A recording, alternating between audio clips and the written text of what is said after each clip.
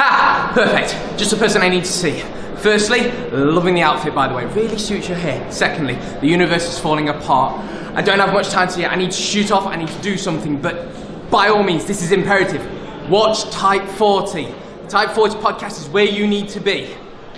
Seguida!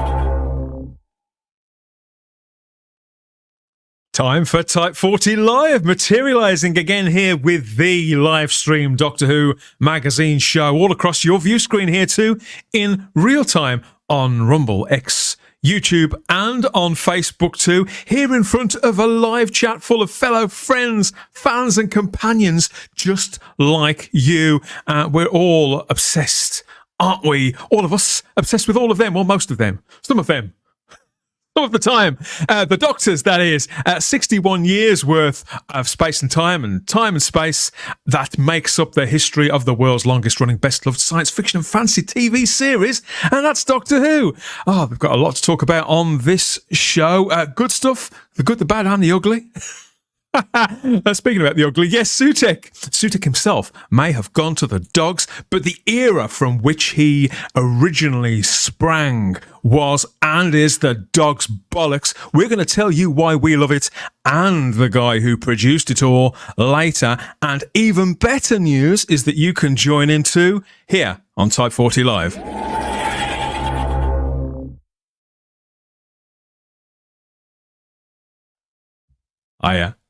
I'm Dan Hadley, Birmingham's king of the geeks. And yeah, I've got an S-eating grin. I can't imagine why could it be, because of some of the things I'm going to be talking about on this edition of the show. There's some gold Doctor Who coming up, some really stupid jokes, even by our standards, and lots in between too, as we huddle round one of the consoles here in the console room. Which one will it be? Well, fortunately, I have a fresh canister of Mr. Sheen and an eager elbow ready to get going when I get stuck into this one. Yeah, I think where else could we go in light of the nature of a great deal of the show this time? We're going to be pulling to open, of course, a cavalcade of news, views, nostalgia and banter as always.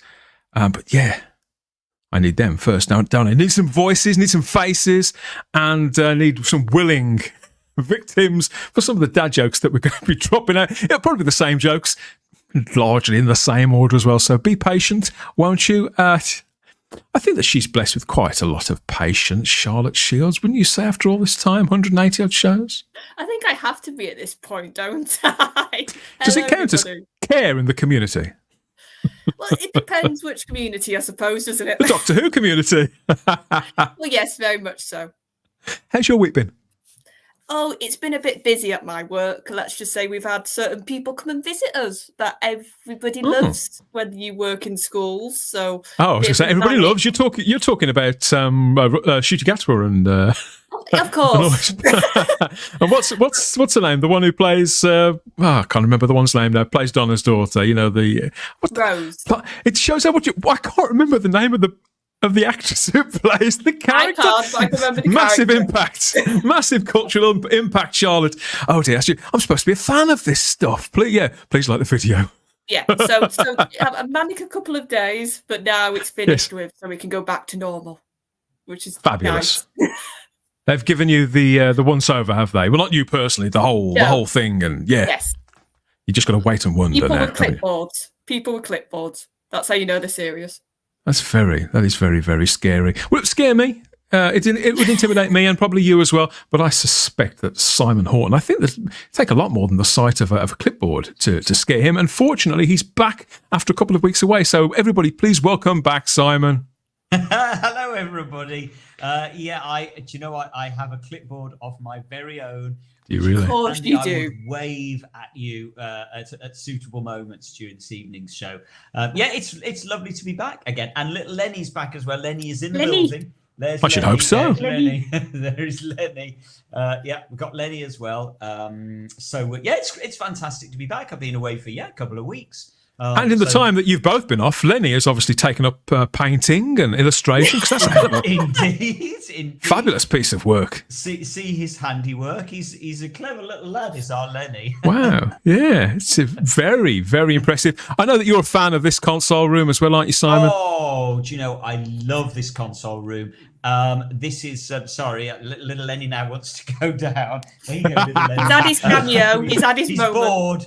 We've bored him already. I absolutely adore this console room. This was a shock when it appeared back in the day. It was really quite a shock. And so it could have gone either way. I might have absolutely hated it, but something about it, I just absolutely adore this console room. And as some viewers might know, that the stained glass that you can see just to the left of center there, I've actually got that stained glass, a version of that stained glass in my own house. I drew it all up. I painstakingly drew it all up, sent it to the glaziers, got them to make up me three, a panel with the 3 stained glass roundels in there, and it lives in my downstairs toilet, as you do. and we can all attest. The first time we went to Simon's house, he went, "Come on, I need to show you." We all ceremonially sort of christened it, didn't we? You did. Well, not literally the glass, but the toilet. Yeah, you wouldn't have been allowed through the front door if you hadn't recognised what it was. I mean, the thing is, when I see this now, because I'm just going to rub this in. This is before my time. I just want to get that out there.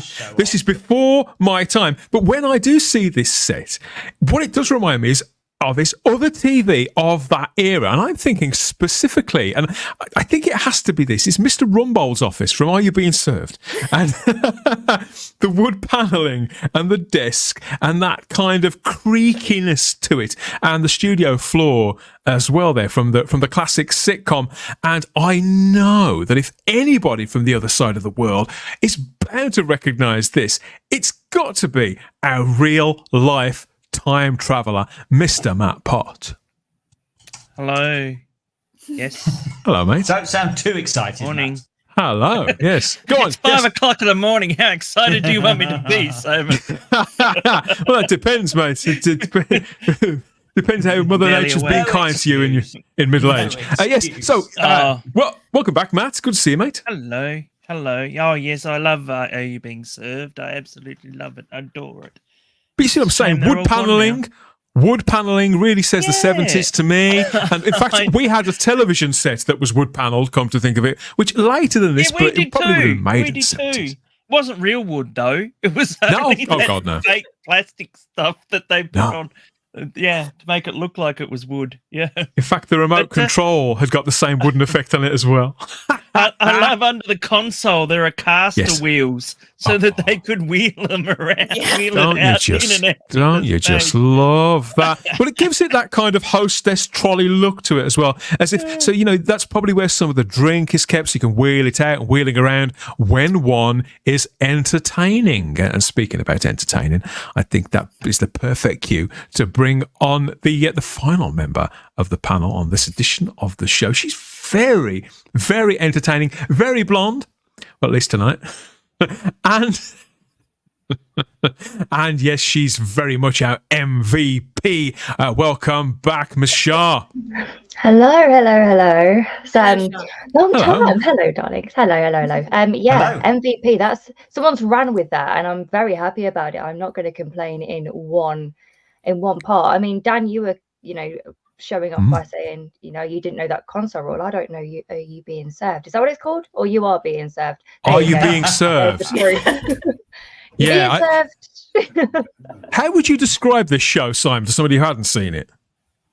Oh my goodness! Not remotely politically correct for a start off. You wouldn't get away with it today. That's for sure. I mean, I think that photo alone shows you why you wouldn't get away with it. But it's funny. You know me. I'm not politically correct, I'm afraid. I just think it's hysterically funny. I still watch it. I still thoroughly enjoy it. It was basically set in an old-fashioned department store in the fashion department of the department store. That's right. We all had them. The idea was the beginning that there was a gents wear department and there was a ladies wear department, and due to the management sort of moving the staff and the departments around, they accidentally, or due to cuts purposefully, put both the menswear and the ladies' wear on the same floor. So for the first time, they had to share working space, and so it was the conflict that arose from the staff members. So that was and that managed to keep them going for about 10 series. And that jokes about bras and bottoms and all that, and trousers measuring inside legs, all that stuff. You wouldn't believe. Yeah, they got at least 100 odd episodes out of that. It was absolutely marvellous. But this must be a later one, because I think that girl's dress looks very 80s, come to think of it, and it perfectly matches the current colour scheme of Doctor Who, of the official brand list. That does sort of take us. That does take us full circle. So speaking of full circle, Shah, how have you been? Because it has been a few weeks. Have you been behaving yourself, or is that too much to ask for? You're in one piece, and that counts. Yeah, I think that's all that matters in the end, isn't it? Really. No, I've had a bit of a sore throat. And then ended up having a cold, which, whatever is what it is. And then I've just sort of been out and about a little bit. Paid a little trip over to this one's in the top right-hand corner, which was nice. Did. Very impromptu, but she dropped in very, very unexpectedly. Literally dropped in like the milk tray man. Milk tray man. Pretty much. Pretty much down the chimney. She's always in black, so she probably is the milk tray girl. I actually was, and I can absolutely 100% confirm that downstairs toilet is the best toilet I've ever seen, which is a sentence I never thought I was going to say, but here we are.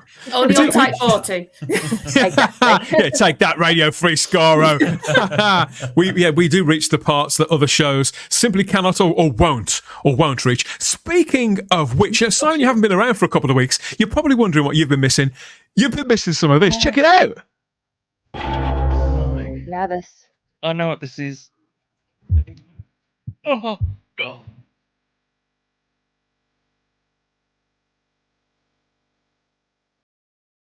I'm gonna throw up. Matt on. Oh, motion sickness. These not really shouldn't be allowed near social media, should they? No. I must admit, Simon, I'm confused. I'm just really hoping we get struck by YouTube just because we've got that music going. Yeah. Well, I'm not really sure what it was. Really, was it actual music, or was it somebody's ringtone? Their phone had rang while they were making the video, and that was what was going on. Apparently, that's Jade Thirlwell again. There, late of Little Mix, who seems to have struck up a friendship with Shooty Gatwa, who people tell me plays Doctor Who on the telly. Much. It doesn't look like it, does it? So that's the general lay of the land, Simon. So lots of twerking, lots of hair dye, love a bit of twerking, and all that kind of thing. Yeah, now, I kind of yearn for the day really where the only dye in the equation when it came to Doctor Who were the colours on the scarf. Colours on Tom's scarf. That's a bit more like it, isn't it? Can you imagine Tom doing anything like that? No. I kind of want to see it. just to say I've seen it, Somebody will now with dignified. AI. That's the thing. It's working. Very much so. Very, very much so. No dignity whatsoever. The weeks are closing in on Christmas. Some clown reminded us not that long ago that it was 100 days until Christmas. And the BBC have started their social media push Shaw for the Christmas special that's coming up. So here's Shooty. He's either are those teeth real, or did you just invert them? Because that looks like Dwayne Dibley from Red Dwarf. I haven't touched this up in any way, but I do notice that he's either sobbing his heart out or he's grinning from ear to ear. There's never much in between, is there, with Shooty Goer? Oh, I just put glasses on him, and he looks like Dwayne Dibley. Yeah. No one knows what I'm talking about, but oh my God.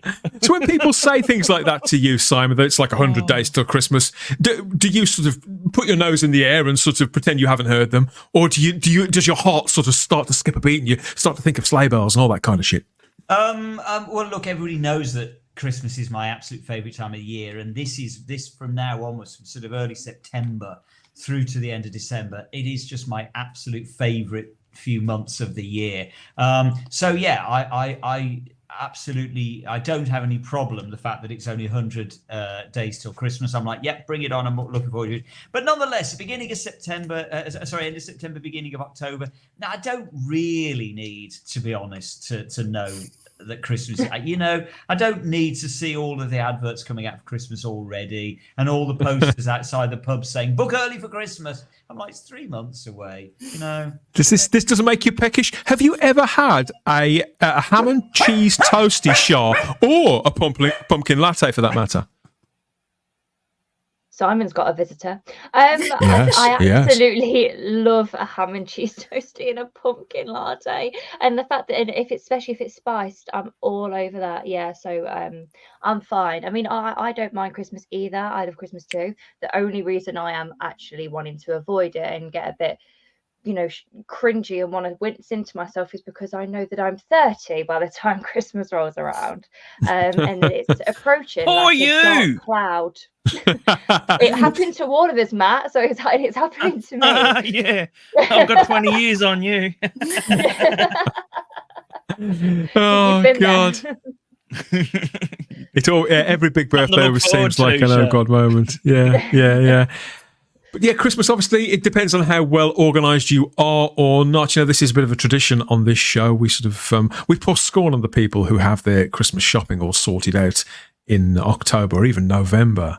Sure, but there's lots of great gift ideas that are turning up for Doctor Who fans, or things that you may want to put on your list that you sort of accidentally on purpose let someone see in your life. And the latest one could be this. So this is, and it's not, this is, you're going to be cutting it fine with this, because the publication date for this one is the 23rd of December 2024. So they're cutting it fine even by my standards. I go on bloke's time when it comes to Christmas. I'm shopping on Christmas Eve, mate.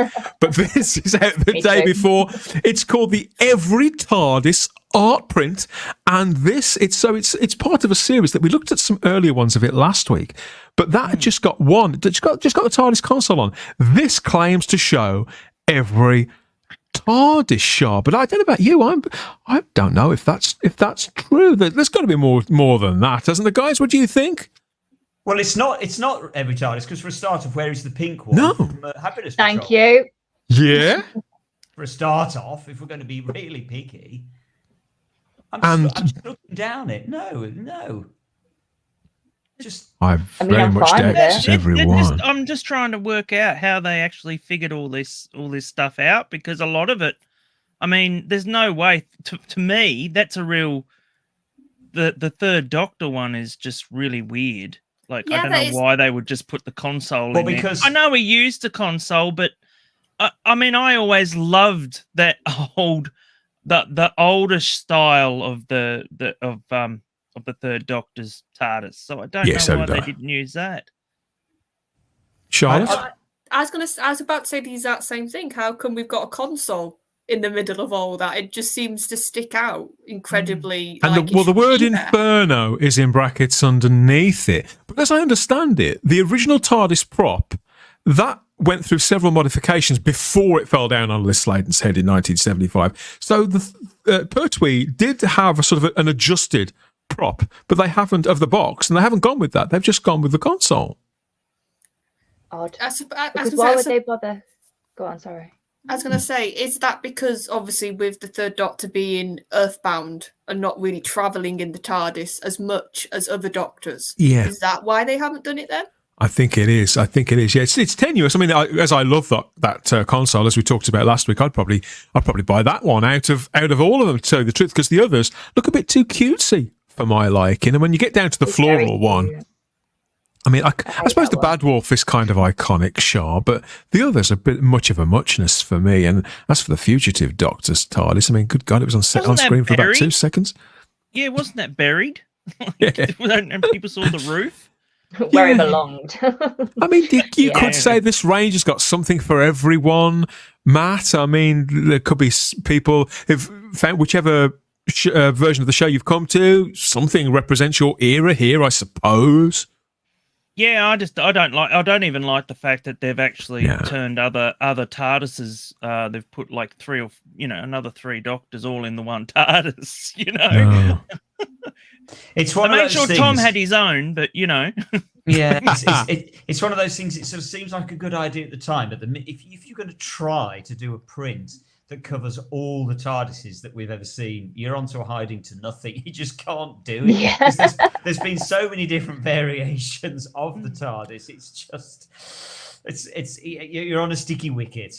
As the 5th Doctor might. Some of them are more Simon? scuffed up than others, and there's little adjustments to the props. There's experts in the TARDIS who will tell you every little change that happened to them, just as they would every Dalek prop. I mean, I suppose this is a nice enough range. I've just never really been sure who these are for, how many people actually buy them. And if they're going to include the Fugitive Doctor and that, where's the Peter Cushing TARDIS? The movie TARDISes. Yeah, because all of these are coming out as badges as well, as pin badges. I thought These different designs. So the actual the blurb here from Forbidden Planet, where you can get these from, says celebrate over 60 years of Doctor Who with this incredible collectible art print that documents the many TARDIS exteriors seen throughout the series history. A companion design to 2023's original TARDIS art print. They think we've remembered that. It's just no. This version contains additional alternative models, and it's 11 by 14 inches, and it's priced at $9.99. So I don't know. I expect a little bit more for $9.99. It's one thing to whack this on a coaster, bit of simple kind of line work. It's fine, but art print. It's not even a blueprint. No. It's a lovely idea. Have that on my wall. Yuck. It's ugly. It's a nice idea, really that's ugly. Yeah, I agree with Shard. It is a nice idea. I like it. I wouldn't put this on my wall. I might put something done better on my wall that sort of. But yeah, it just misses the mark. It misses the mark. You can't improve on perfection, can you, Shooty? No. You can't. I have to be honest. I do like a pumpkin latte. I do like a pumpkin. Do you really? Latte. Yes, it seems more like. Yeah. You see, it doesn't seem like a Christmas thing. When somebody says pumpkin, I think of Halloween. That's what I was gonna say. Like, it's a Christmas I just special think and of it's pulling out all pumpkin. the pips and that out of it, Out of those teeth, that'll be murder, won't it? Yeah, good point. Imagine mine. I've got a gap. Oh, fabulous stuff. Well, speaking about the gap, I think there's a gap that we need to breach here and now, and that's between us and the live chat there on YouTube, Rumble, Facebook, and on X. Let's go and see what they've got to say about all of this nonsense so far. Welcome to Type 40.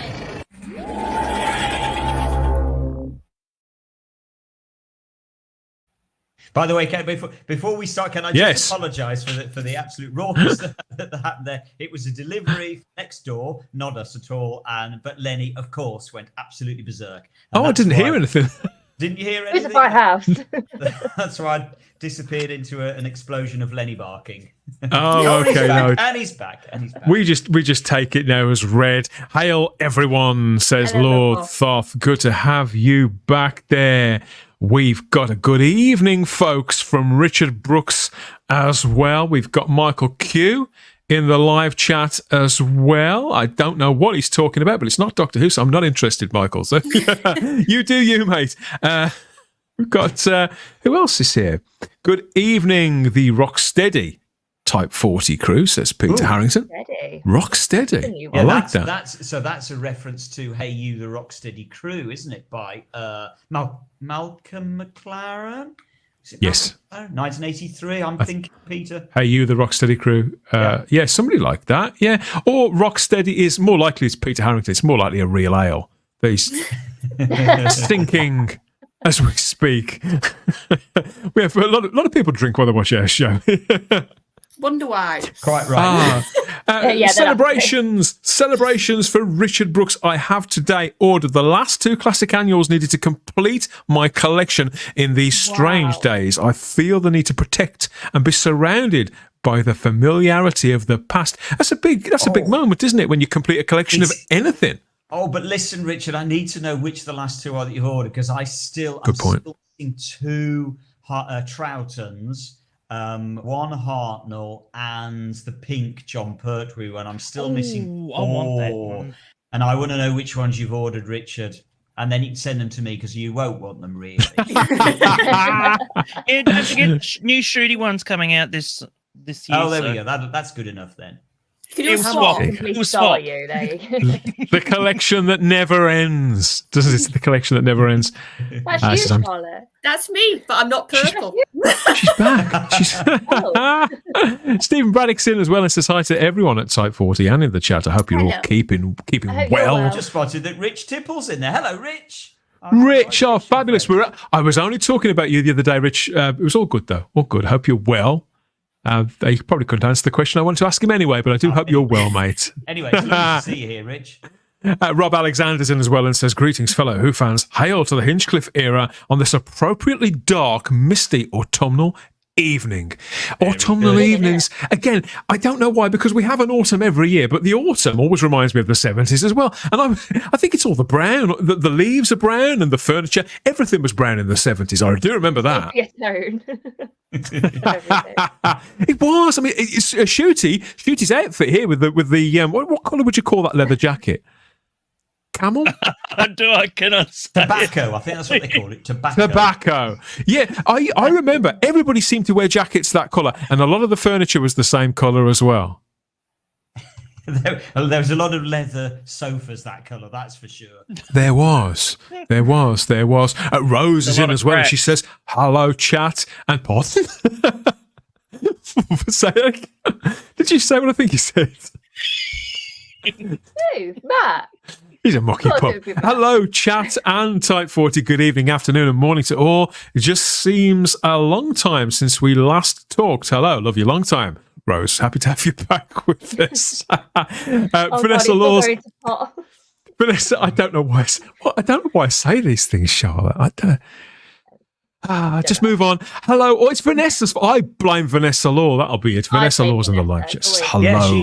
Yeah, she's one of the admins. She should be sorting this out. A disruptive influence, Shah. That's what she is, a disruptive influence. Tom from T Dwarf Productions is in too, and he says, hi, everyone. It is now October, the month of Halloween, and that's his favourite time of the year. So he says. His favourite time of the year. I was always jealous of people having Halloween. We never had it here, and now all of a sudden they've brought it in now. All of a sudden? What do you mean they've brought it in? When you say they've brought it in, what have they done? I can't enjoy it.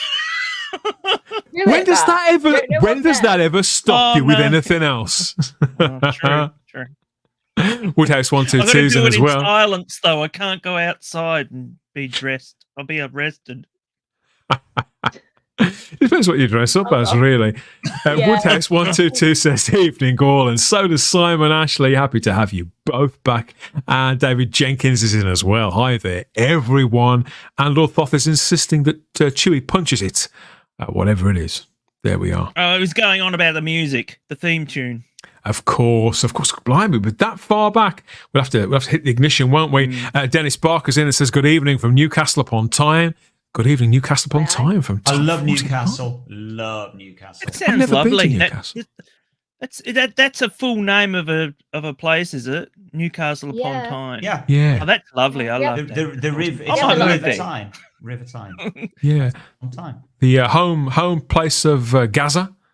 Did Gaza ever make it to your part of the world, Matt? Who's Gaza? No. Correct. The correct answer. Hi, says Ian Scales. They're stripped to the waist, but nevertheless, despite the fact it's the winter, he's happy. He's happy to see us. We've got some hi Lennies in the live chat as well from all our friends here. So it's people are just as happy to have him back here. Welcome back, Simon, Lenny, and everyone else. Everybody, Len. There you go. Nibbles loves the console room and just says gorgeous. I mean, took 2 emojis there with the old heart eyes there. Boom. And Nibbles also said in the chat that we should have wood back again as the console room. I agree, Nibbles. Wouldn't wood be fantastic? Yes. You know it does what? work really well. I would co-sign. I would co-sign on that one. Hello, folks, says Dombo. That's short and sweet. And we've got James A. Fitzpatrick as well. This is the best it ever was. Well, we've been going for half an hour. There's another at least 90 minutes, maybe longer to go, James. So I'd say you might want to hold that thought. You've got lots from Nibbles in the live chat. A new name. I've not seen Nibbles before, but I could be wrong. Now, Dan is making me feel creaky, says Liven's Flame. Well, I do have that effect on all the girls. Are You Being Served fans are in as well. Yes, it is top-notch comedy. I'm free, says Stephen Braddock. And lots more fans of Mr. Humphreys, Mr. Rumbold, Mr. Lucas. Who else was in that, Matt? Who else was on there? Miss Brahms, Mrs. Slocum. What a cast. You've said What a them all cast. pretty much. I've just spotted Eggsy Trek Jedi in the chat as well. I think that's okay. New name on me. Eggsy Trek Jedi. They're throwing everything in there, aren't they? Yeah. And Daz Which is your favourite of the big 3? Daz Blue says that this is the best Type 40 lineup ever. Well, Daz Blue, we couldn't possibly. Well, find it, what but could we'll we take say? You better like and subscribe then. Come on. Come on. Just a little bit more. And then we'll make up money. And we can get Make paid. it stop, says Nibbles. Make it stop. Too late. 180 odd episodes. Yeah. Don't think it's likely anytime soon. What else is here? Yes, Matt Pott, says Michael Q. Yes, Matt Pott. What have I done? Yes. Yes, just Oh, accept dear. it. Just, yeah. If I did it, I did it. I can't. And just very quickly, chat, blame the internet. I disappeared for a moment because the internet decided to hate me. So now I'll be back downstairs. So hopefully It it put should you be off okay there. now. It was so Ahoy. ninja-like, Charlotte, don't worry. Got several. Ahoy is catching on. It's only taken 3 years, but Ahoy is definitely catching on here in the live chat. And Darren Bradley says he had a ham and cheese toasty for tea. Ooh, Can't beat it, lad. with a pumpkin latte. That's what we need to know. I haven't eaten meat for 35 years, but even I can taste that.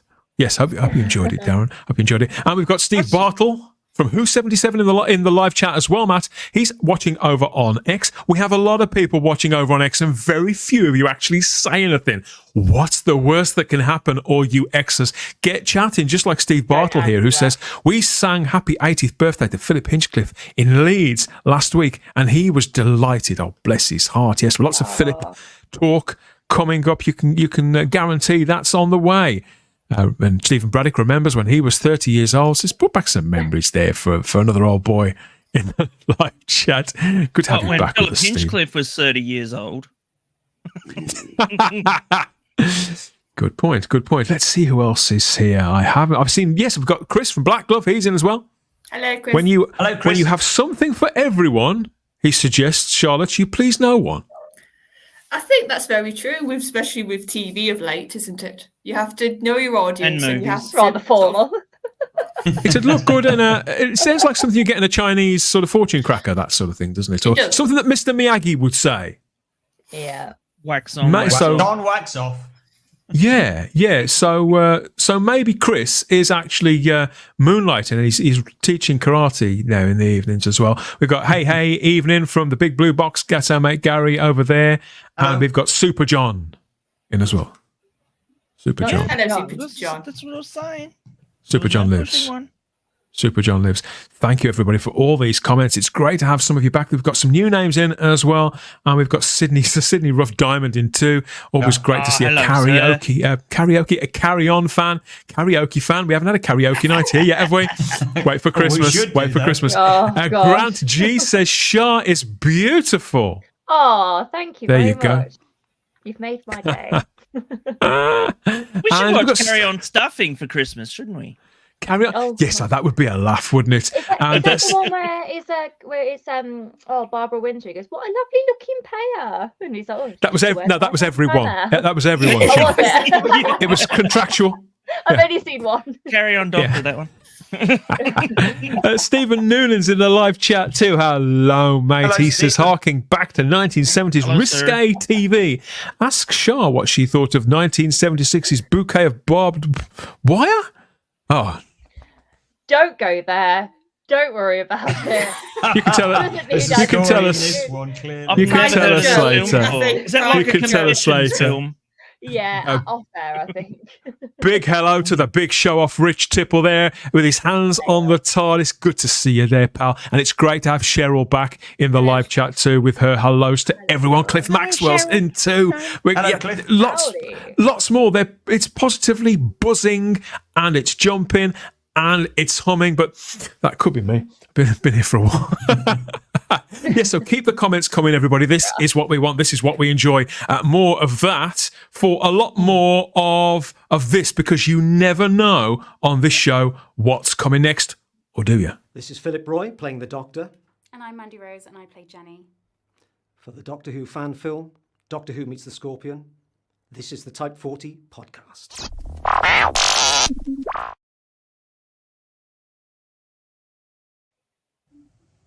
Oh, maybe you do. Maybe you do. Here he is. There's Philip Roy, and he is playing the Doctor, isn't he, in Doctor Who Meets the Scorpion, as the man says, he's coming very, very soon. So, yes, Phil's in this with Mandy Rose, who plays Jenny. That's Jenny with an I-E, everyone, to avoid any confusion with any other kind of character. So they've been filming this here and there, where availability and resources allow, for over a year. It's a 60-minute Doctor Who fan film, and we've been following the progress of Doctor Who Meets the Scorpion on both Type 40 and Type 40 Live now for quite a while. And we got to spend some time, didn't we, Simon, with Phil at Hooverville in Derby just a few weeks ago, and he even brought the jacket. Do you remember? I do remember, and he's one of the nicest people you could possibly hope to meet. He's just a really, really nice chap. It was a pleasure to meet him, absolute pleasure. And he hung out with us for much of the day, and it was lovely. Really, really nice bloke. Yeah, managed to get. I think we got 4 rounds out of him in the end, didn't we? It was great. I think so. And he was very, very patient. We kept promising to interview him, and we kept having those technical problems that prevented us. But he stuck with it, and he was great. Really, really nice bloke. Had a drink with him the other day. All good. All good. He was very, very patient. And they've been tirelessly filming this. There's been night shoots. They've had Daleks. They've had all sorts going on this now. But I say, well over a year. This is Mandy, I think, doing her bit to sort of move a Dalek into position. Very Katie Manning-ish. Yeah, it's fabulous stuff. All very much in the spirit of classic Doctor Who. Now, we've looked at trailers and we've looked at pictures before, but the entire process is going on, and Phil is documenting it all on the social media accounts. And so, yeah, it's getting more and more juicy as time goes on. And even the special effects work, Simon, this looks like something out of the 70s as well. Old school, green screen. This is the kind of thing that would make Matt Irving sort of shed a tear, isn't it? Oh, it's beautiful, isn't it? I love seeing a TARDIS like that, and I'm hoping it's going to spin, because that's what TARDISes always used to do back in the 70s and 80s. They used to I spin. hope so. Well, I'd say string. Yeah, well, I'd say that given the fact it's attached to something that does look like it can turn, my hopes are rising that we're going to get some spinning going on. I mean, Phil does look like he's in a bit of a spin. He looks like he's been through the wash a couple of times in this picture from Doctor Who Meets the Scorpion. But yeah, the reason why I wanted to talk about this is because Phil has, I think this is maybe enjoyed our company at Hooverville. I don't know. But he's been good enough to send us some exclusive pictures here to whet appetites even further for Doctor Who Meets the Scorpion. Exclusive to Type 40 Live. These are some brand new images as the shoot continues. And Phil as Doctor Who, he's even wearing a different jacket entirely. Check this out. So this is the first one. And here's the Doctor. Here's Doctor Who and Jenny in a clinch. They look like she looks very frightened. They're looking in different directions. So maybe they've been flanked by Daleks, Charlotte. What do you think of Daleks or something? Well, they're definitely in a bit of danger, and it's nice to see a Doctor in that sort of protective mode with the companion. I think that's something we all want to see. Avuncular and capable. Yeah. This is very much the model of the Doctor that I recognise, Matt. Oh, as long as he doesn't throw her into the arms of the Daleks, and he's going to be that sort of doctor where Bye. he's going to be protected. Yeah. Yeah. See, We've had those though recently, so it's a bit of a. Come on, you've had a bit of fun. Hopefully, this is going back to the classic Doctor Who era. Yeah, they've got him. Look, they've got him. Oh, that looks wicked.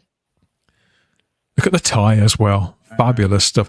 See, the sense of style, the continuity, his Doctor seems to have a silhouette and have a look, which is, naming no names. This is something that, of late has been a little bit lacking. And I really like the figure that Phil is cutting here as Doctor Who, and next to the Daleks as well in that sort of classic livery, Simon. There's just something that seems so right about this, even with the kind of the setting of what looks like a very 21st century, a loading bay or something like that. Heaven knows where they are.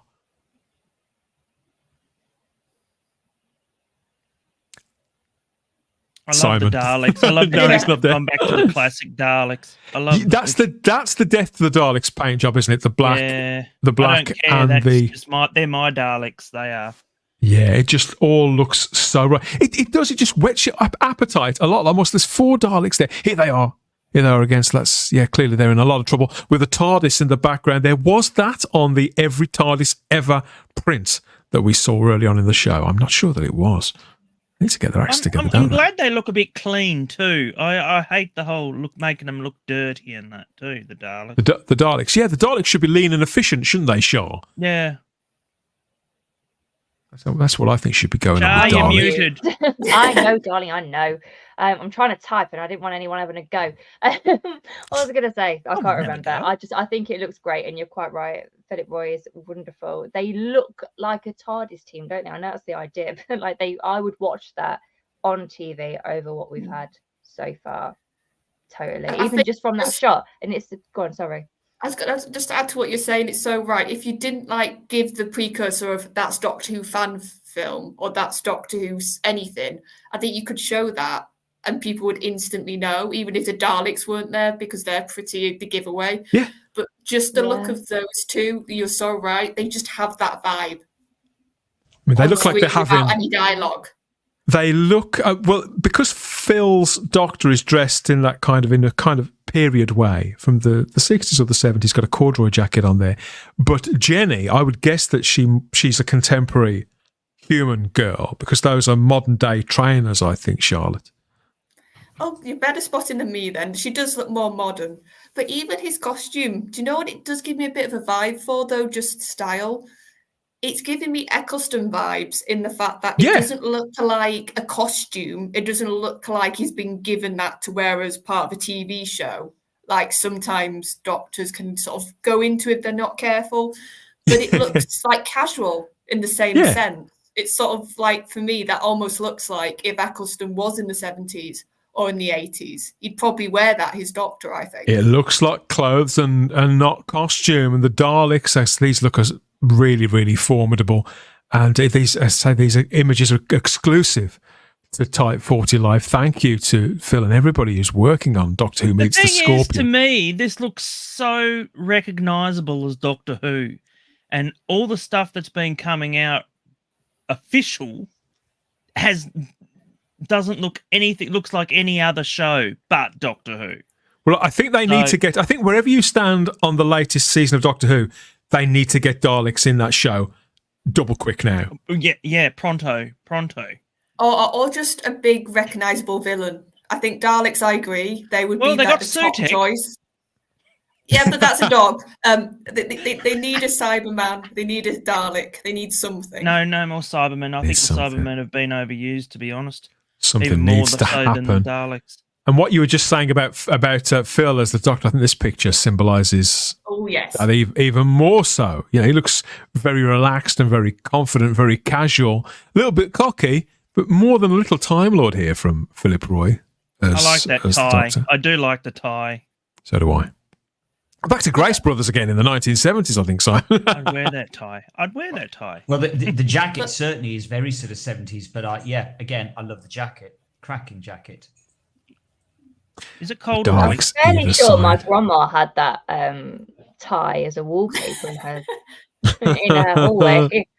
Once upon a time. Absolutely brilliant stuff. The Daleks have the TARDIS, or do they? I mean, what a great TARDIS as well.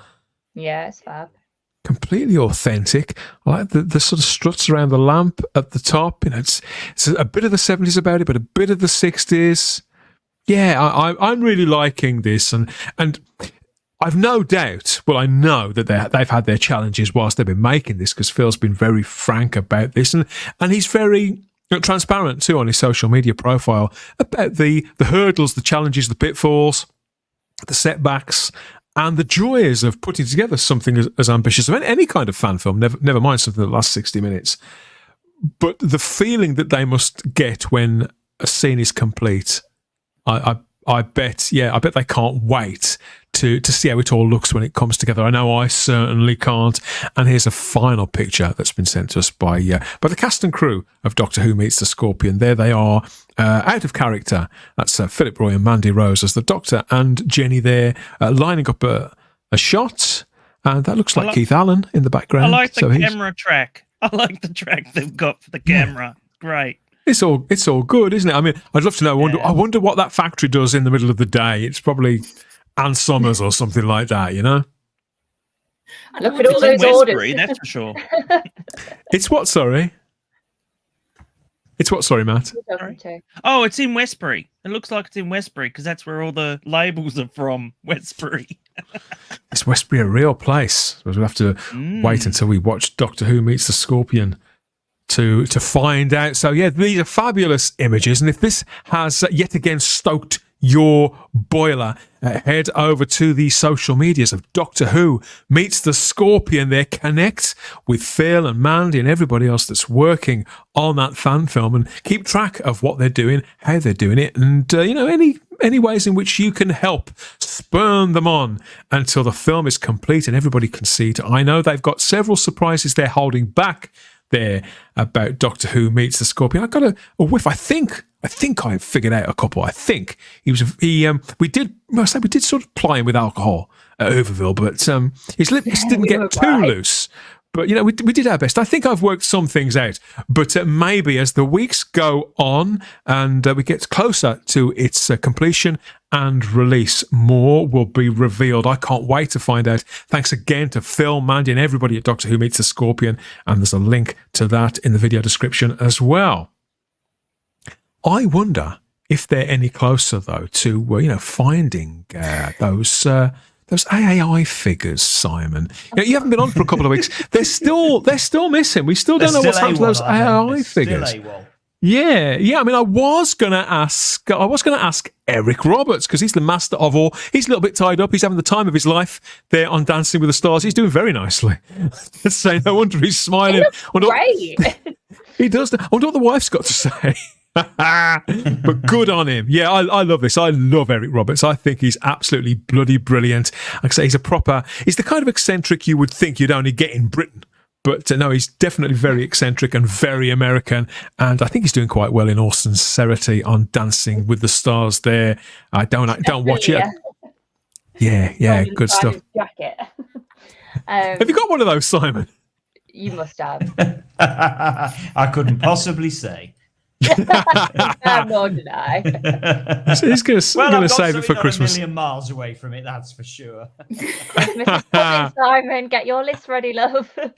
Let's see if we've turned some heads there in the live chat with all those pictures there from Doctor Who Meets the Scorpion. We've got from Michael Q. I've got more hellos. Yeah, there's Eggsy, Trex, Jedi. You have to let us know which your favourite is of the big three franchises there. And more people talking about annuals. Yeah. Mark McIntosh.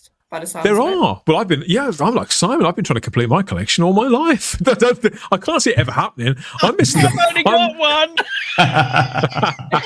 And it's a Colin Baker one, which is a dime a dozen, apparently.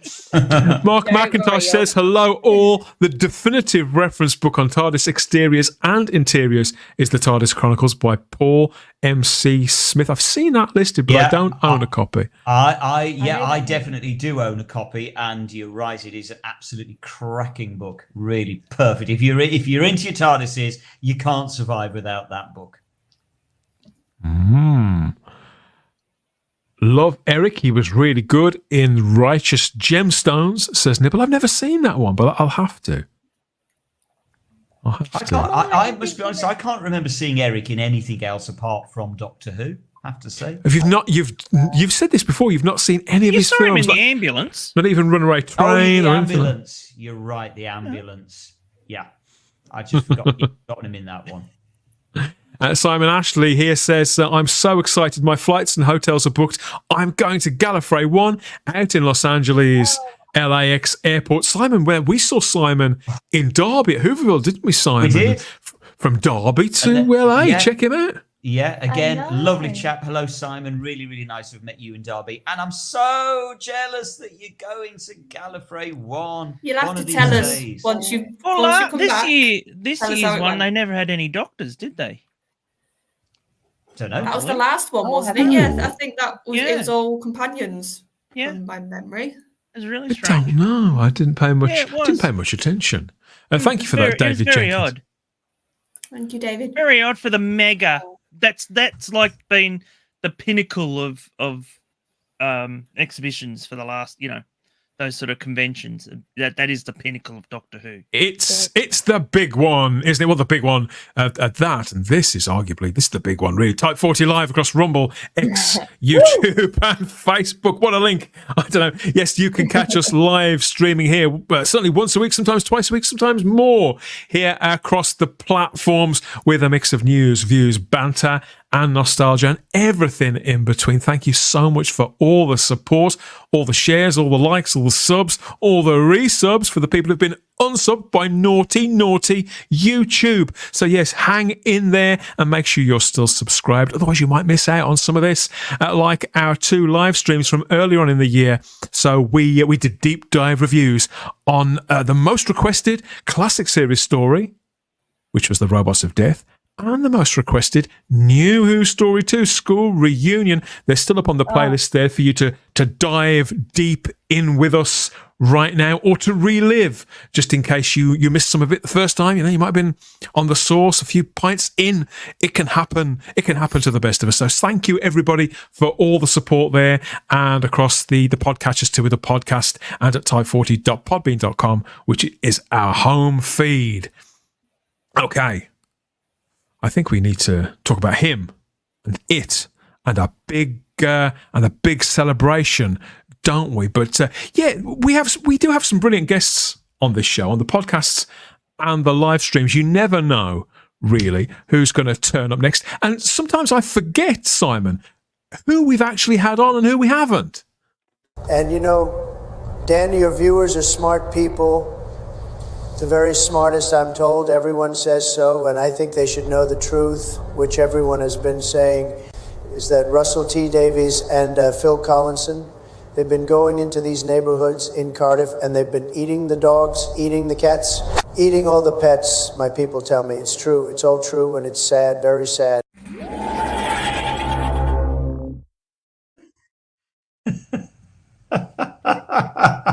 It's funny what you forget, isn't it? Right. These things. Yeah, I remember. I do remember him being here. I just completely forgotten about it. It's you nodding along that makes it. You're like, I'm very. No, he was Quite clever right, man. Mr. I was hanging on his every word. Oh, quite clearly. He was so polite. He was so polite, wasn't he? So yeah, Lovely chap. Yes. Won't have a bad word said against him. So, yes, I want to say, just to make things abundantly clear, I want to say thank you. A big thank you to Lee, to Dave, and Cameron, who are collectively known, as the Polis Box, who have put that together in our honour. Thank you so much. That genuinely made us all laugh. But it does prove they're all clambering. Clambering to join us here at Type 40 Live, despite all the nonsense and various things that we do come out with. Hi guys, and welcome to Type 40.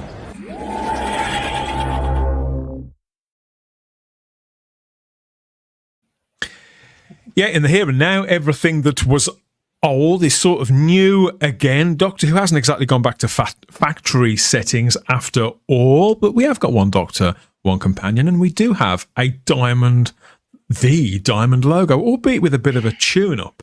this is a very much design classic, updated for the 21st century. But I think really that you still can't beat the original. And when this is seen to loom at one from the original sort of diamond vortex there that was first glimpsed in 1973, 74, this still gives me chills. Really takes me back to a very precise time in my own childhood. I was very, very small, in the dead of the classic series, about in the middle of it all there, the classic series that ran for 26 years, all those doctors, 7 doctors, and I'm just doing the sums in my head, and yeah, nine producers, wasn't it? And yes, sadly, most of the producers of the classic series of Doctor Who are no longer with us. But their memory, of course, lives on, and so does their work.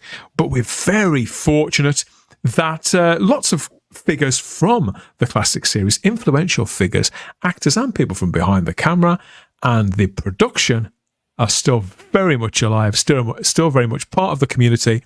And we celebrate them as people as we continue to their work as well. Philip Hinchcliffe, he's one of the biggest. In fact, he celebrated his 80th birthday earlier this week, and he was producer of Doctor Who from 1974 right through to 1977. So he's the 7th producer of the classic show. 70 episodes across those first 3 seasons of Tom Baker's tenure as the Doctor.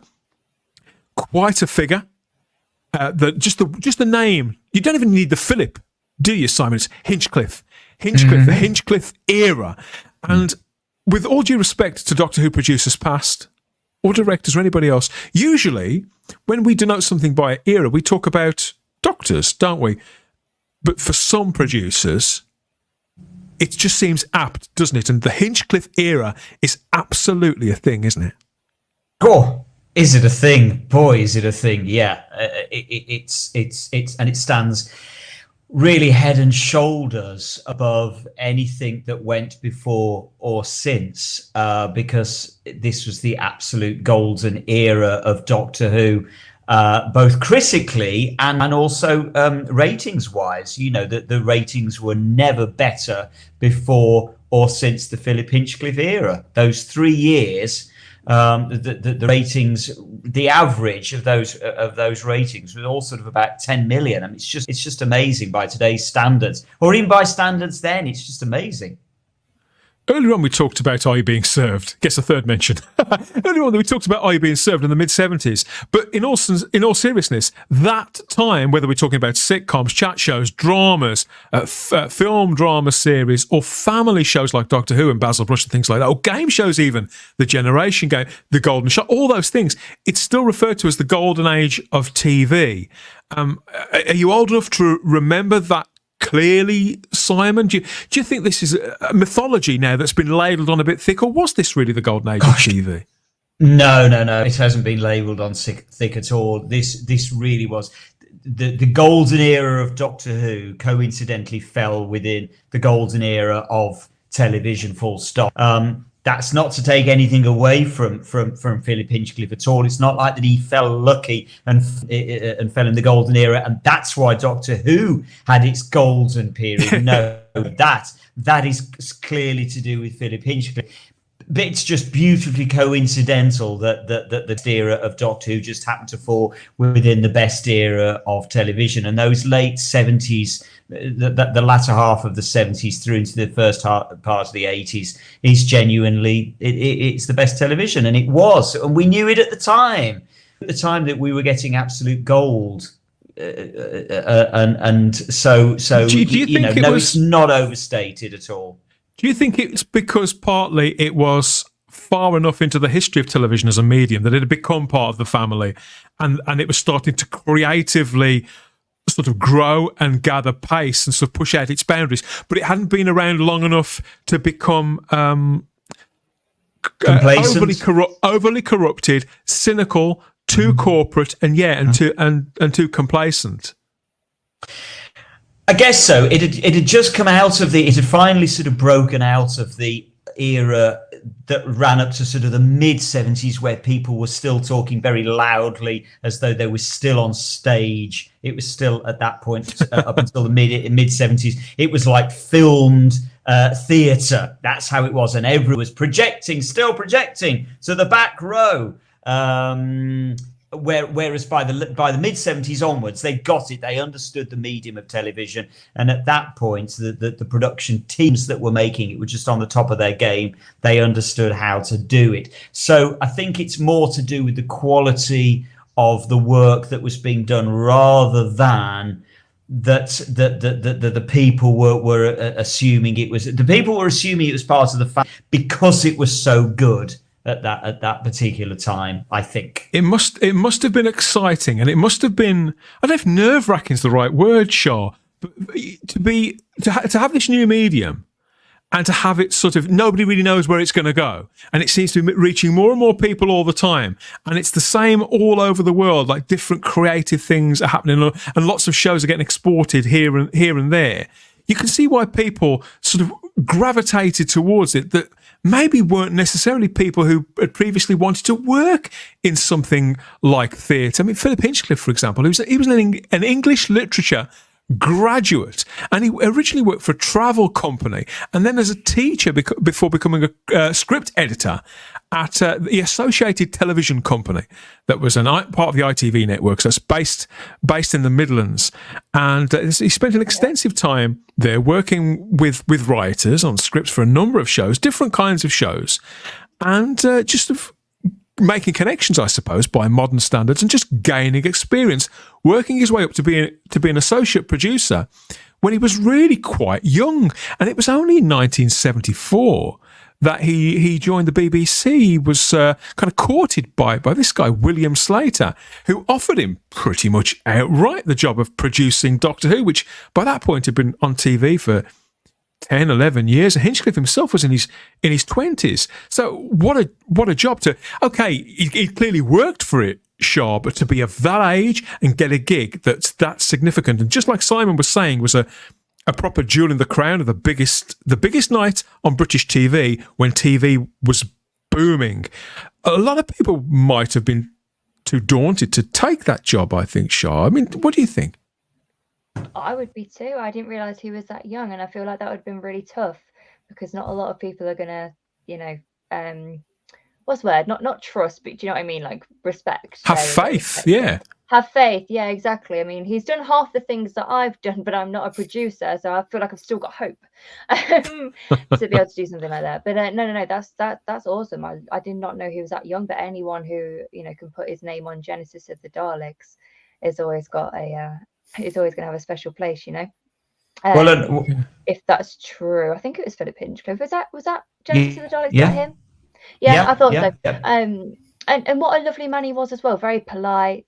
You wouldn't, if you just saw him walking around, you would not think that he was responsible for the biggest era in television. So yeah, mad respect. I did not know about ATV though. It was Granada when it was in my era, if you like. It's interesting, because when I was lucky enough to bump into Philip Hinchcliffe very briefly at Hooverville just recently, in Derby a couple of months ago, I was lucky enough to bump into him, and I just took the opportunity and I just said, thank you, Philip. Seriously, your Doctor Who was the best Doctor Who it had ever been.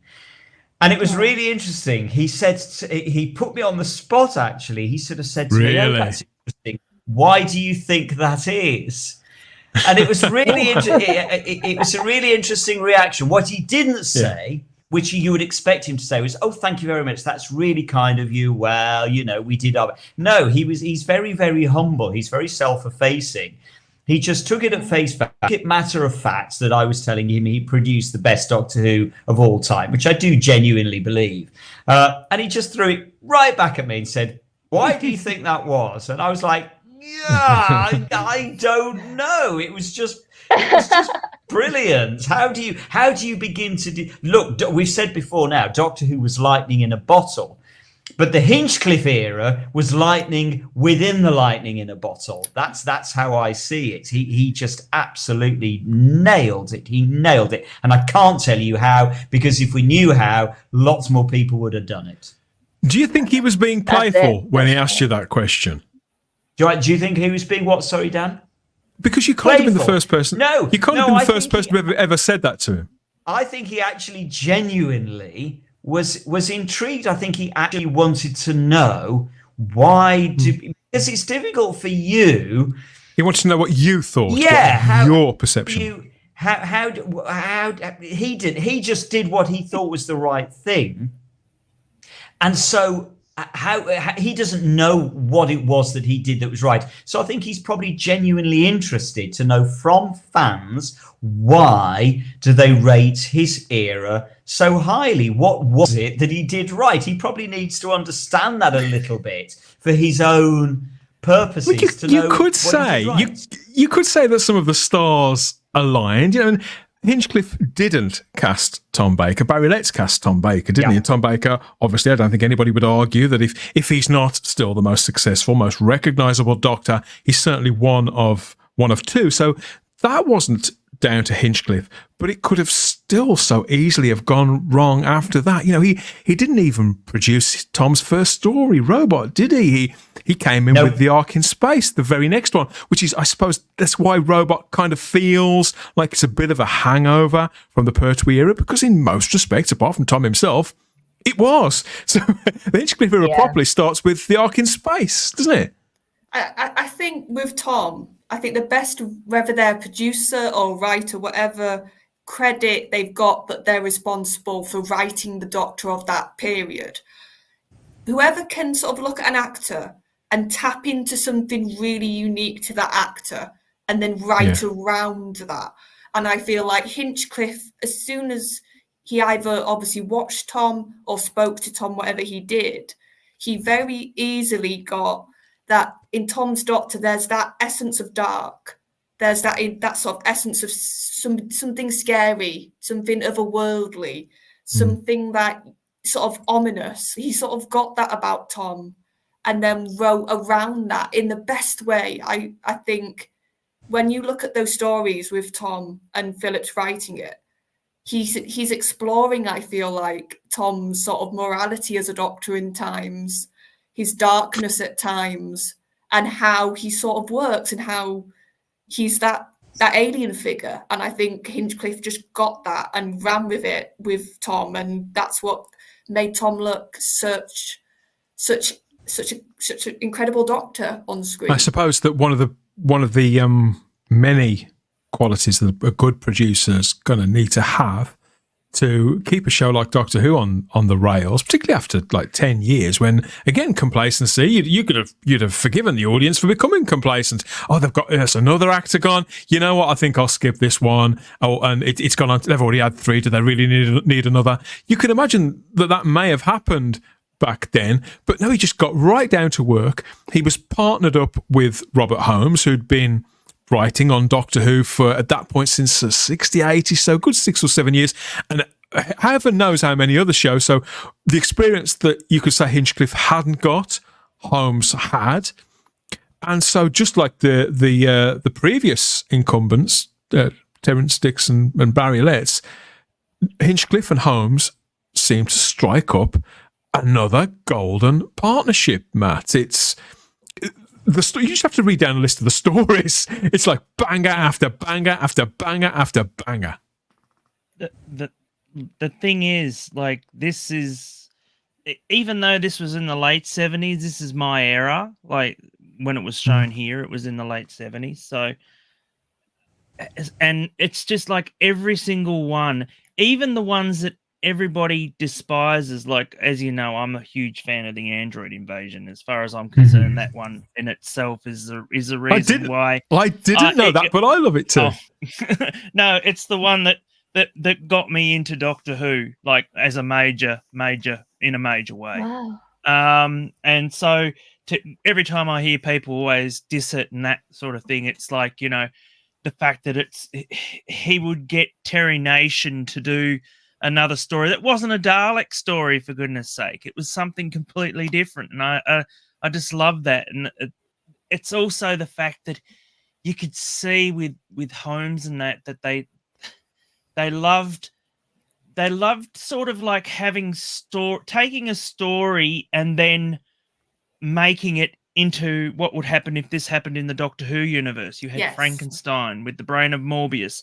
You had Seeds of Doom with, the thing from another world, and every single one just bang on, it's just this is the one lot of Blu-ray set I've been waiting for, and they know that they've got a good set here, and they're just letting us wait and wait and wait, and it's there's a cheekiness. There's a cheekiness, Matt, to looking at a show like Doctor Who, thinking, okay, how many episodes we've got to make this year? And we've got this. How many serials are we going to commission? Okay, which movies can we possibly look at to repurpose, rejig, and to sort of move the furniture around a little and offer it to a younger audience? In some ways, it seems very, very cheeky, but it's actually quite inspired, I feel.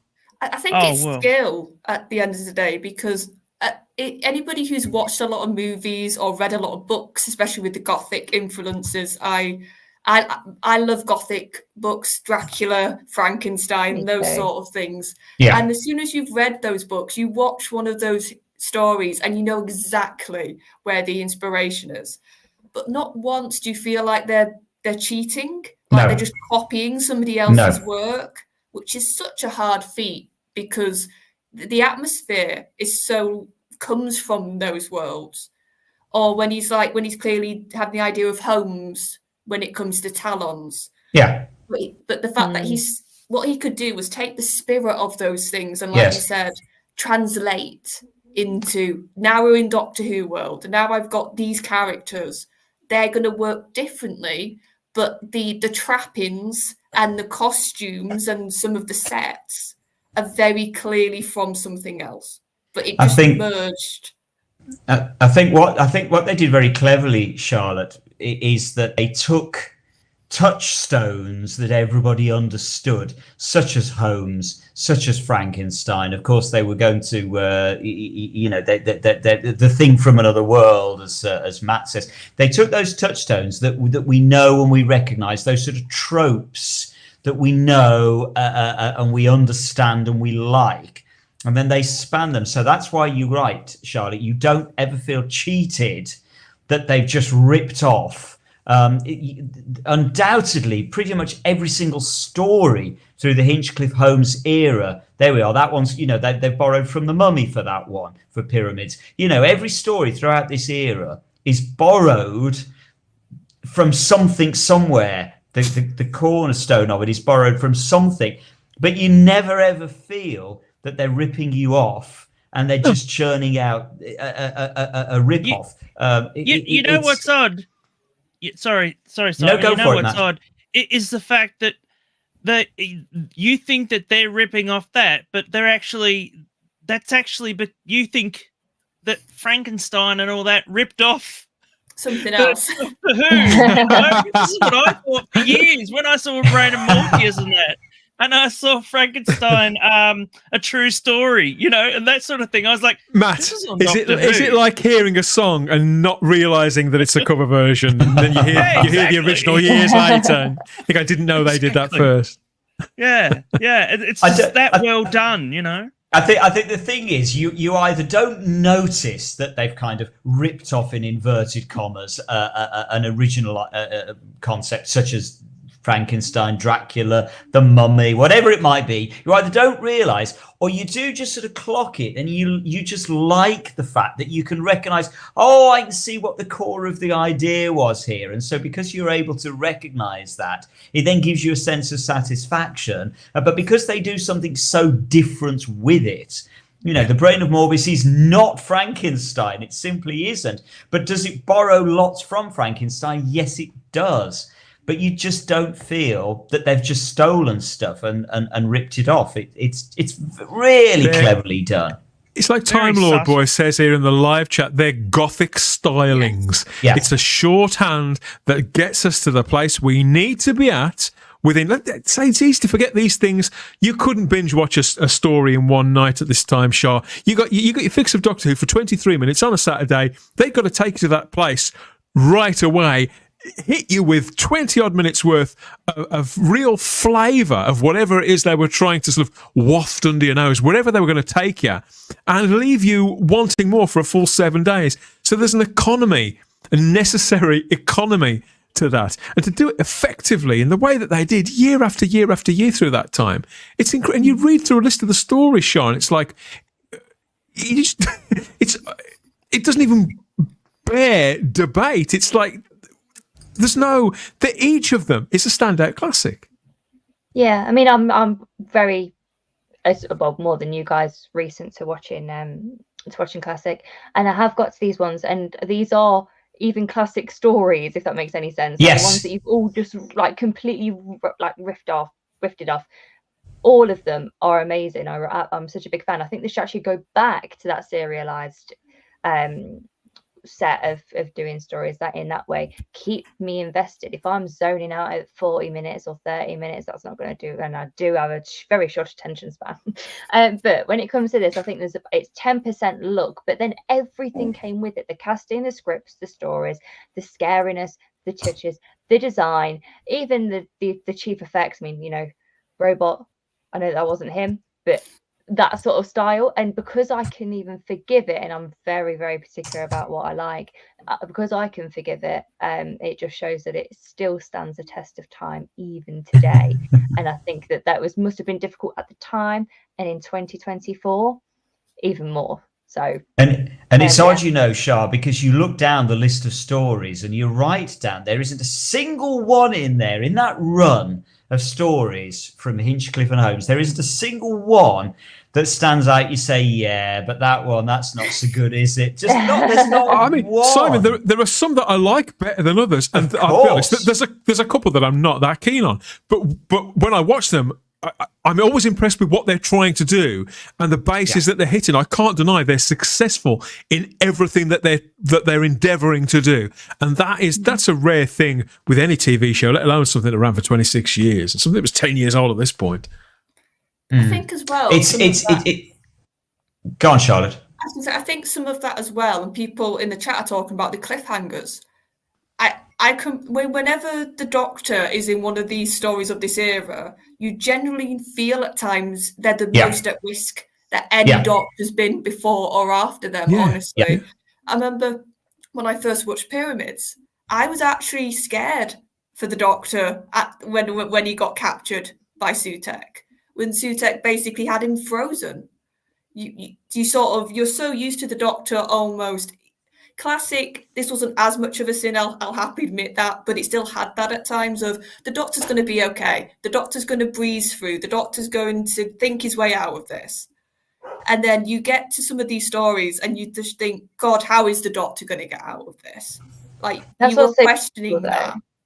Yeah, because there's not an ex machina. There's not exactly. The sonic screwdriver is going to fix everything, and heal the world, and solve every world problem. It was a genuine. There was a cleverness to it that just is so lacking, has been. I would even argue, even though I'm a huge fan, obviously, of the revived series 2005. That was a big problem. It was like Screwdriver will sort this out, but to have a clever way of getting out of things, like in Brain of Morbius or like Genesis of the Daleks, that I know it's such a classic one and what everyone goes to, but even that touch these two wires together and you can see the internal struggle, and that is purely the Doctor having to try and figure a way out of doing what he should or shouldn't do. Like I said, there's a cleverness to it, which is such a classic and exciting way to get people engaged, and it just doesn't have this now. I want it back, and I wasn't even alive at the time, and I want it back. So what does that tell you? When I watch these stories back again, I'm also struck by the relationship between the Doctor and the companion, because although there was undoubted closeness in the earlier eras, and particularly the Pertwee era, I suppose. it seemed to add another layer to it with the Tom Baker era and the character of Sarah Jane Smith with Tom. The way that this evolved, as they seem to be equals, probably for the first time, whereas in the Pertwee era, I've always felt that even with the Doctor's working alongside Liz Shaw, and you can see that he respects her, but they don't. There's still. I still always feel there's a bit of a pecking order, and there's the Doctor and the assistant sort of vibe to it. But I think I get a different feeling from as soon as Hinchcliffe takes over. Basically, the Doctor is with friends, and he may be cleverer than all of them, but that's not the end of the story. That's not all there is to this dynamic, to these connections. I think it evolves. The series evolves in that respect, in a way. Whether was it overdue at that point, I don't know, because I wasn't around. I don't know what I would have been hungering for as an audience member. I actually think it was probably quite prescient, if anything, probably a little bit before its time. Possibly. I think the thing is with this particular era, what they do with it is quite clever in that they're not afraid to make it very dark. It is very dark. The Doctor himself is very dark. I mean, that confrontation that you're just talking about, Shah, the confrontation between the Doctor and Sutekh. Sorry, Charlotte, I think you mentioned it. Yeah, Charlotte. There is nothing darker than that scene in Doctor Who. You are right, Charlotte. The Doctor is pretty much on he is on his knees. He's literally brought to his knees. There's nothing darker than that. And see, because Simon, because we're not privy to his thoughts, he's got to share them with somebody. So when he shares them with Sarah or Harry or Leela or but likewise, what's interesting is even the relationship between them is quite dark. You know, of course, it's in Pyramids of Mars that he is so offhand about the people that are being killed, and Sarah is horrified, and he says, "I'm not human." And so it's interesting. You can to later versions of Doctor Who, in particular the current era, where the Doctor just wants to be everybody's best friend and wants to be liked by the entire universe.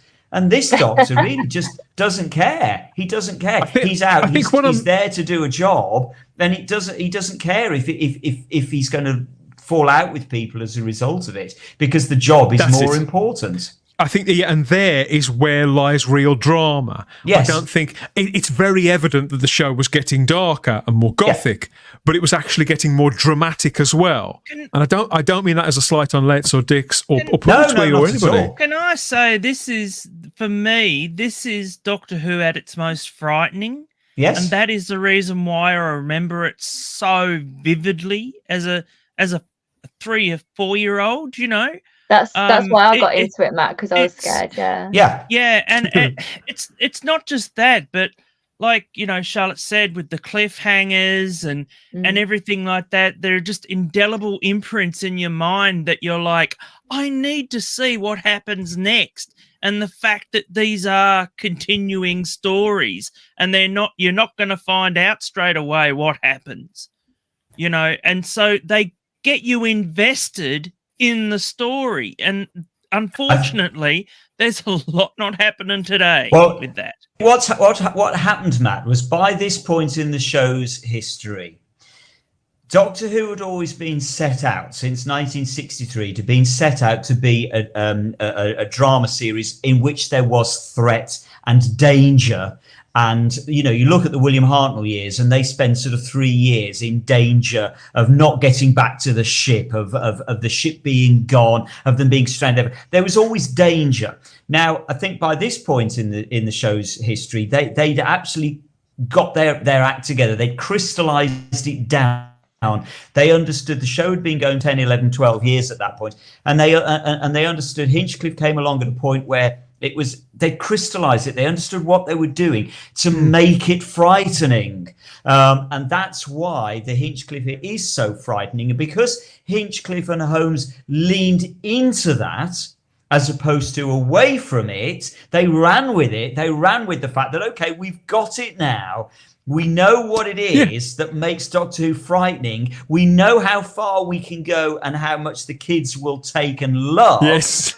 And they ran with it. And that's why just do it. Then do it again. And do it again and again and again and again and again. 70 episodes. One after the other, after the other, after the other. Everyone, they were just on a roll by that point because they knew it and they knew what worked. And of course, it's debatable whether they went too far with the Deadly Assassin. I would argue 100% that they didn't go too far with the Deadly Assassin. But at that point, no, they were just on a roll, as you say, Dan, one after the other. Just keep them coming. Just keep the shots and the thrills coming. I don't know, it seems cruel, doesn't it, to sort of, on a celebration for the man's 80th birthday, to harken on what sort of undid it. Or there's no weak link in the Hinchcliffe era, according to Adam there in the live chat on YouTube there.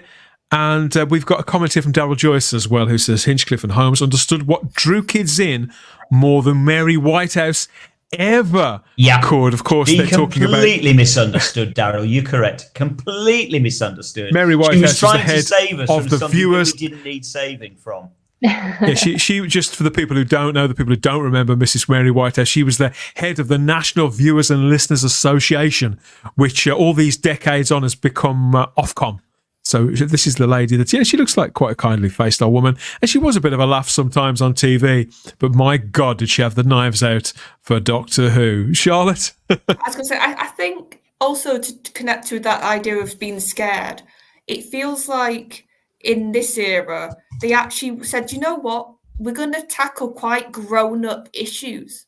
We're going to tackle quite highbrow things that even adult shows would have struggled with. The idea of genocide and what the whole idea of what the Daleks represented when we first saw them and the connections with the historical implications there. And this idea of, I feel like in this era, there was this idea of cost, whether that's what the Doctor had to lose or somebody else had to lose or what Sarah Jane had to witness with Genesis. You can see her having to see the Daleks and what they are, and seeing the Doctor get pushed to that brink, that moment when he's saying, do I have the right? It's all about how much you can almost lose. And I think that's such an important thing. When written correctly, when it's written cleverly, of course you should put that in stuff which some people would say, no, it's a kid's show, it's a family show. But if you do it with enough subtlety, if you do it with allegory, if you do it because you think, no, this is important and this needs to be discussed, that's what I love about this era as well, with so many of these stories. There's topics that you think, oh, that's quite close to the bone, even going near that, let alone how close they got to some of these topics. Yeah, there's deep stuff in there, Charlotte. You're right. There's really hard-hitting stuff. And the thing is, with this era, it is just pure drama. And of course, this is what the BBC did best. It is pure drama. There's no comedy in there. There's no temptation. There's no nervousness on the part of the production team to think, oh, this is getting a little bit dark. We need to throw in a comedy character here. We need to throw in some comical lines. There's no Strax in this, is there?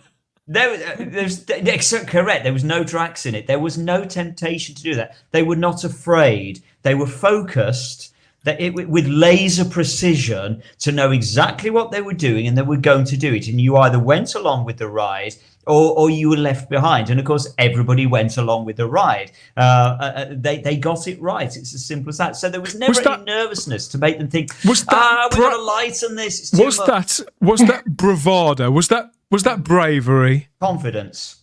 I think it was or recklessness on Hinchcliffe's part. I honestly think it was just confidence that he knew what he was doing, and so did Holmes. They just knew what they were doing in their heart. Because they trusted one another implicitly, didn't they, according to the interviews and things that we have got. Yeah. And of course, what you've got to bear in mind is when season 12 started, their first season, by the second story, they were already up to about 10, 11, 12 million viewers. So I know, Shah, it is literally incredible Now, what I think that did, because I know Philip Hinchcliffe has gone on record as saying, he went into the production office on the day, I think, of about episode 2 or 3 of The Ark in Space and said, wow, we've done it, folks. We've cracked it. We're doing it. Now, that must have given him and the rest of the production team so much confidence very early on that they probably just thought, I don't know whether there was fear of variating from what they'd cracked as a formula, or whether it was just confidence at that point to just think, no, we know what we're doing. Just stay on target and just keep on doing what we're doing, because they proved so early on that it worked and people loved it. Mm-hmm. It's confidence without ego, isn't it? Yes. No ego. Yeah. You're right, Sean. Yeah, no ego. It's a good combo. It's a great combo. No, well, again, a crucial distinction, I suppose.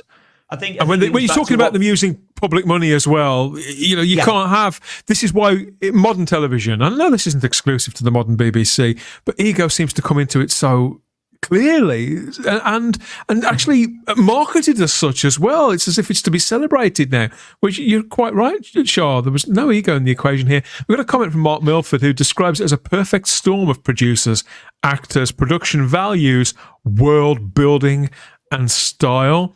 And Domgo says it's never been bettered, according to Domgo.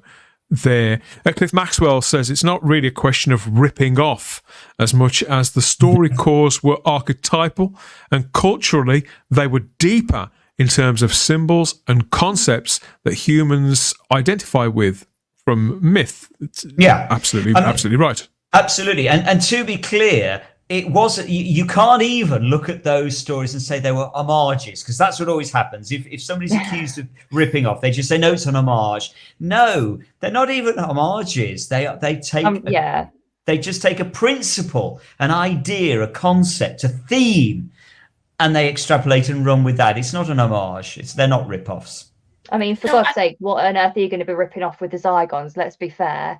I don't think I've ever seen anything like that before. So that's well, in fact, let's not look at that image too much. I guess. Several spots on. Yeah, it's the invasion of the body snatchers, isn't it? It's but made more visually kind of appealing for that's exactly what it is. It's that simple. Andrew Gareth Dick is in the live chat here on YouTube and says, "Is there any other genre that Doctor Who works so well with, other than science fiction, than horror?" And the Philip Hinchcliffe era proved that. Yeah, Alive as Flame misses the cliffhangers. Well, yeah, that's the cornerstone of all of classic Doctor Who. But again, I do think that the cliffhangers were handled better than ever before or after in the Hinchcliffe era. Mm-hmm. Yeah. And it's right what Charlotte was saying earlier on. I remember as a kid, just my heart was thumping as we were getting closer towards the end of the episode, and you knew that the Doctor or Sarah was going to be in danger. And it was this era. My heart was literally thumping out of its chest. I remember it really clearly. Yeah, it's not just the cliffhangers for me though. It's how you get out of it. Like I said, I'm not a fan of Ex Machina. I'm not a writer though, so I'm not going to claim that I would do any better. But you can have an incredible cliffhanger. Like you can have one. I'm just going to pick literally one out of the air from Revived, probably Rise of Cybermen, when they're all surrounded. Yeah. And you think, holy Christ, how are they going to get out of this one? And then, or you'd go to the other one with the fake regeneration at the end of Stolen Earth. Which one? Ones where you think, that's my question. God. Exactly, but that was the first time it had ever happened. So it was like, oh my God, what is going to happen kind of thing. How are they going to get out of this? Because you always know that they're going to, but how? Or if I was even going to go to another one, when the Daleks come out of the sphere, and Charlotte, you probably had exactly the same thing as mine, because that was our first experience of being terrified of those things. And just thinking, how are you going to get out of that one as well? Like I love a cliffhanger, but for some reason, and especially in the new ones, now that I've experienced classic, it just tends to miss the mark on how they get out of it. There was, like I said, there was just a better way of doing it in the Hinchcliffe era. And Holmes, I'm not going to... Maybe it was just discipline. Sure, maybe just knowing they got it nailed down. Robert Holmes wasn't somebody who'd grown up wanting to write Doctor Who. You know, he wanted to write. He would write absolutely anything that was any commission that he got and try and write to the best of his ability. He wasn't a fan of this show. He was somebody who, like Malcolm Hawke and that whole generation of people, and probably the generation that came afterwards as well, come to think of it, they wanted to write, and they wanted to get better and better and better at it, to write to purpose, write to order, to put food on the table, if you want to look at it well, that's coldly.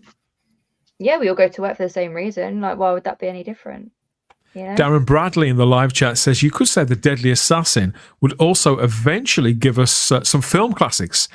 He's pointing to an influence on A Nightmare on Elm Street and The Matrix there with The Deadly Assassin. You know what? It wouldn't surprise me if the makers of those films had seen these Doctor Who's, because, you know, they were shown on repeat, weren't they, on those PBS stations? We hear the story all the time. This era was very much the bulk of that package, wasn't it? The initial package that sold Doctor Who into that world at that time of night, that a whole generation of Doctor Who fans on the other side of the Atlantic, they flocked to it and made it a sort of appointment of view in a kind of geeky way. It's the world building that Time Lord Boy was talking about earlier on. Yeah.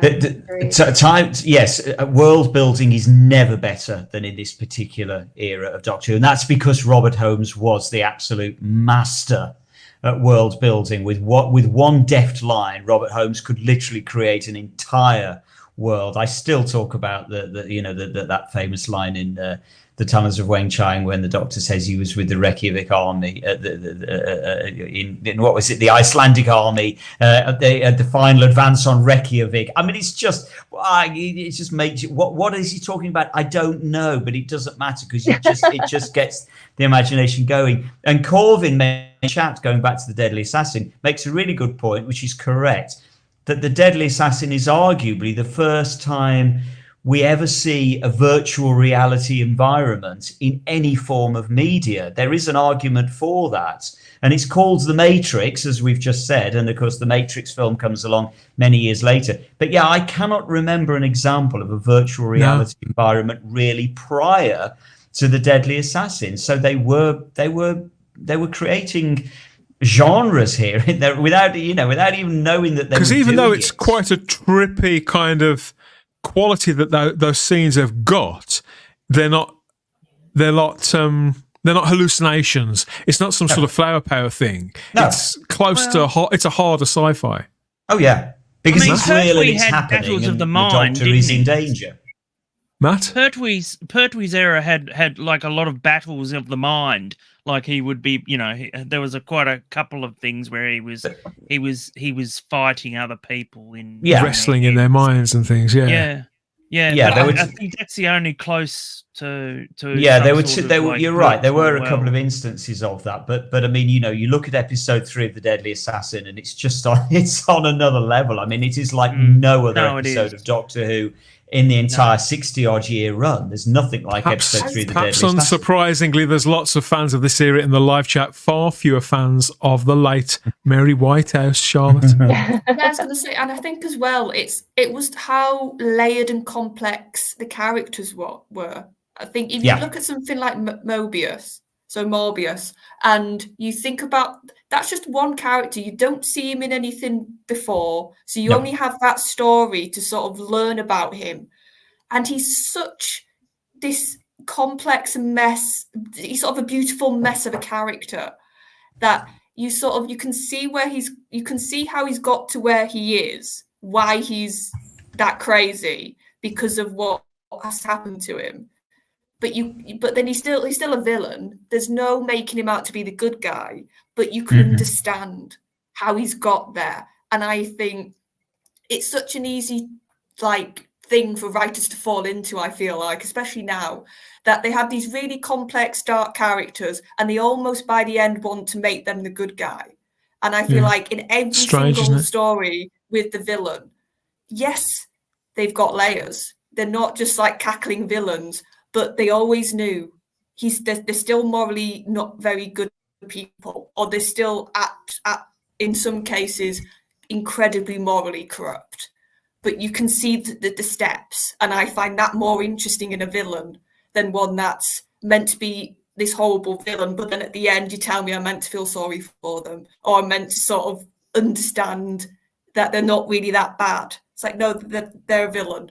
They're horrible. So that's what also I love about the characters. There's nothing that bores 9-year-olds more than that. You can do it once every 2 or 3 years at the most. You can't do it three or four times a season or every film of a series. Yeah, it's overplayed a lot now.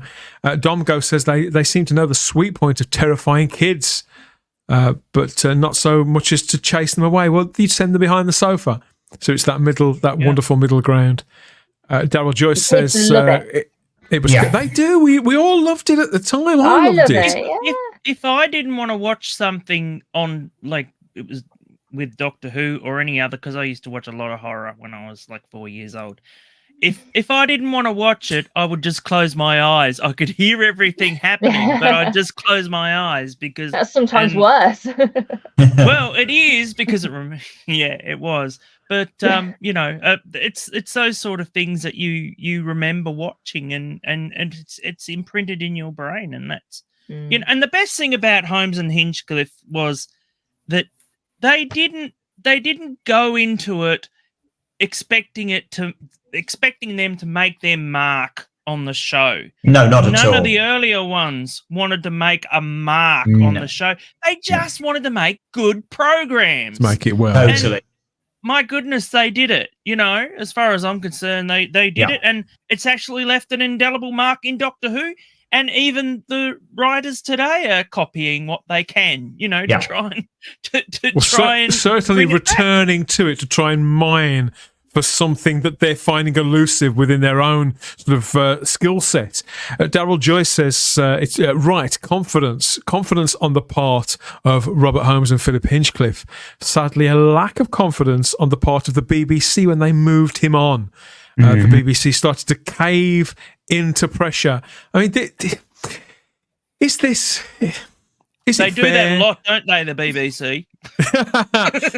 You see, on one hand, it just as it is now, although things are changing, it's public money now. It was public money then, but Doctor Who was phenomenally popular at the time, as you said, Simon. This is 10 million viewers.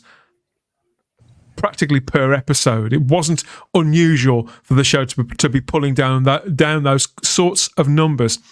But yeah, the Deadly Assassin though did get it unstuck, didn't it? Yeah. And this doesn't overshadow Philip Hinchcliffe's time on the show, does it? But it does. No, not in but when you watch the era back, you're aware, if not that a handbrake turn takes place, it does seem like something drastic has happened. And so there's a kind of tragedy with a small t that the thing didn't creatively reach the crescendo that they were clearly taking it to, that somebody else intervened. It is a tragedy that we were, I think it's undoubtedly the case that we were robbed of a fourth Hinchcliffe Holmes season because of that one scene in The Deadly Assassin. I think that's reasonable point. Basically, the BBC had been coming under a lot of pressure from Mary Whitehouse throughout the Hinchcliffe Holmes era, but the BBC had always backed their production team, always backed them, until this moment in The Deadly Assassin where the BBC Director General at the time, Charles Curran, publicly apologized to Mary Whitehouse, it was an official apology, and basically said, I can't remember what the exact wording is, but I think Curran pretty much said, I think on this occasion we went too far. And so what they did is, whereas they backed Hinchcliffe and Holmes up until that point, unfortunately, they stopped backing them and they said, yeah, the production team actually went too far on this occasion. Tiny concession. Yeah, because Mary White basically accused the BBC of ignoring its own guidance. And the BBC guidance, as I know, as somebody who's gone through it, is very, very stringent about what you can and can't do. And so, to be fair, Mary Whitehouse had got a point, but It's debatable as to whether they went too far, and they did actually contravene the guidance or not. But the BBC at the time decided that they'd fought with Mary Whitehouse enough, and so they were going to. I think it would be unfair to say that they threw Hinchcliffe and Holmes under the bus, but they certainly didn't back them. And then immediately after that, it was pretty much agreed that that Hinchcliffe would be moving on. Onto a new territory because the character of Leela hadn't gone down very well, had it, with that crowd. They didn't really like the knife. Up. They were really wound up by this, but somehow I think maybe it was down to Louise Jameson's performance. I don't know. They seemed to back off with that, but eventually, yeah, when it came to the Deadly Assassin, it was just too much, and I wouldn't say that Hinchcliffe was carpeted, but he was moved on with haste, wasn't he? With relative haste. Yeah, unfortunately he was, and ironically he was literally swapped with Graham Williams. Graham Williams was setting up the drama series Targets, which was the BBC's replacement for the Sweeney, and so and it literally they swapped seats. As I recall, I think Philip Hinchcliffe wasn't even really aware that he was being moved on until Williams just arrived and said, "I'm your replacement." I could be wrong on that, but I think it wasn't a million miles off that, to be honest. So they literally just swapped their seats, and Hinchcliffe moved on to produce Target, that Graham Williams had set up, and Target was a very, very hard-hitting police procedural drama series. So Hinchcliffe was perfect for the role, but it's just a tragedy that we were robbed of that 4th season of Hinchcliffe and Holmes, because you look at. Season 12 is good. Season 13 is amazing. Season 14 is incredible. What would they have done with season 15? I mean, you wonder whether maybe they would have dropped the ball, and actually it wouldn't have worked so well, and we wouldn't look back on the era so fondly now. It would be Hinchcliffe being consummate. He made a great success of Target, didn't he, in 1977. Two seasons of this show, led by Patrick Mower, and just these pictures up on screen, we can see several Doctor Who guest actors. Just here alone, there's Philip Maddock, look, and there's Ron Pember, and there's Christopher Benjamin, and there's yeah, there they all are. There you go. So again, that professionalism. Hinchcliffe was still a young man. It's quite a big launch of a show, front cover of the Radio Times, which they never gave to Doctor Who back then. So, he seized that day as well, and went on to a great success with a show called Private Schultz in 1981, which I think was the sort of the big break for Michael Elphick, and then set up Taggart on, that was for Scottish TV. It was a Scottish show, wasn't it? Yeah. I've got to say though, what you're talking about being professional, it says a lot that he basically lost his job off what you've just said, or he got pushed, or he got sort of shoved on, however you want to phrase it, and then he came back to Doctor Who, that he was willing to come back or carry on being like now. He's probably one of the most visible classic producers now, that still does interviews, that goes to conventions, that sort of still loves to talk about this show. And that what happened with The Deadly Assassin and the BBC's sort of treatment of him never made him be sour or sort of have ill feelings towards the brand. He still clearly loves this show, and so that's also, I think, a testament to him as a person. Yeah, but that's just TV, isn't it? I think is a part of it. If you're going to be in that industry, you've got to accept that it's going to be cutthroat, and you cannot take it personally. Oh, I know. I'm just saying, because he could have, and people have in the past have, and I think he probably would have had a lot of reason too. If you're doing that much, if you get the show to that point, and you get that much success like we were talking about, and then for it in one sort of sweep to say no, you're going on something else. No, I'm agreeing with you. I'm just saying it shows his professionalism. Yes. And this just sort of happens, and well, look at us now. We're with him 2 months ago, Just shows it doesn't. Yeah, I had a very brief exchange with Philip Hinchcliffe as well, and of course he is instantly recognisable. I can't believe it when I found out he was 80, because he just seemed still a very formidable man, very very present, very clear. So it was the briefest of exchanges, but he came into the room, asked a question, I answered it, and afterwards it's like, that was Philip Hinchcliffe. Oh wow! It was as simple as that. He's very, very charming. He's very avuncular. He's very quietly spoken. He's very focused. He's a cool character, Philip Hinchcliffe. Cool. That was the word. He was just really cool. Yes. He is cool, and he's clearly intelligent. You know, he just exudes. He's the kind of person, and sadly, not all people that work on Doctor Who are like this. He's the kind of person who doesn't need to shout about anything that he's doing. He doesn't need to be big-mouthed about it or bragging about it. As I say, his question back to me was almost an expression of, was it the best Doctor Who? Okay, I'm not sure that it was. Very, very humbling and self-effacing. Just quietly confident that, I think he probably thinks, yeah, I did an okay job there. But there's, as you said earlier, Shard, just no ego whatsoever. Just a very, very cool customer. He remained in television for years, decades after he finished on Doctor Who. That really must say something for the general talent, Matt, and the tenacity of staying in that sector. Oh, I mean, yeah, success after success helps. It would have been choosing the people that he worked with quite carefully as well, I suppose. I think, I mean, he went on to executive produce, because he moved up from being a producer to executive producer. So he ended up right at sort of, about as high as he could go. And he produced 21 more shows, long running shows.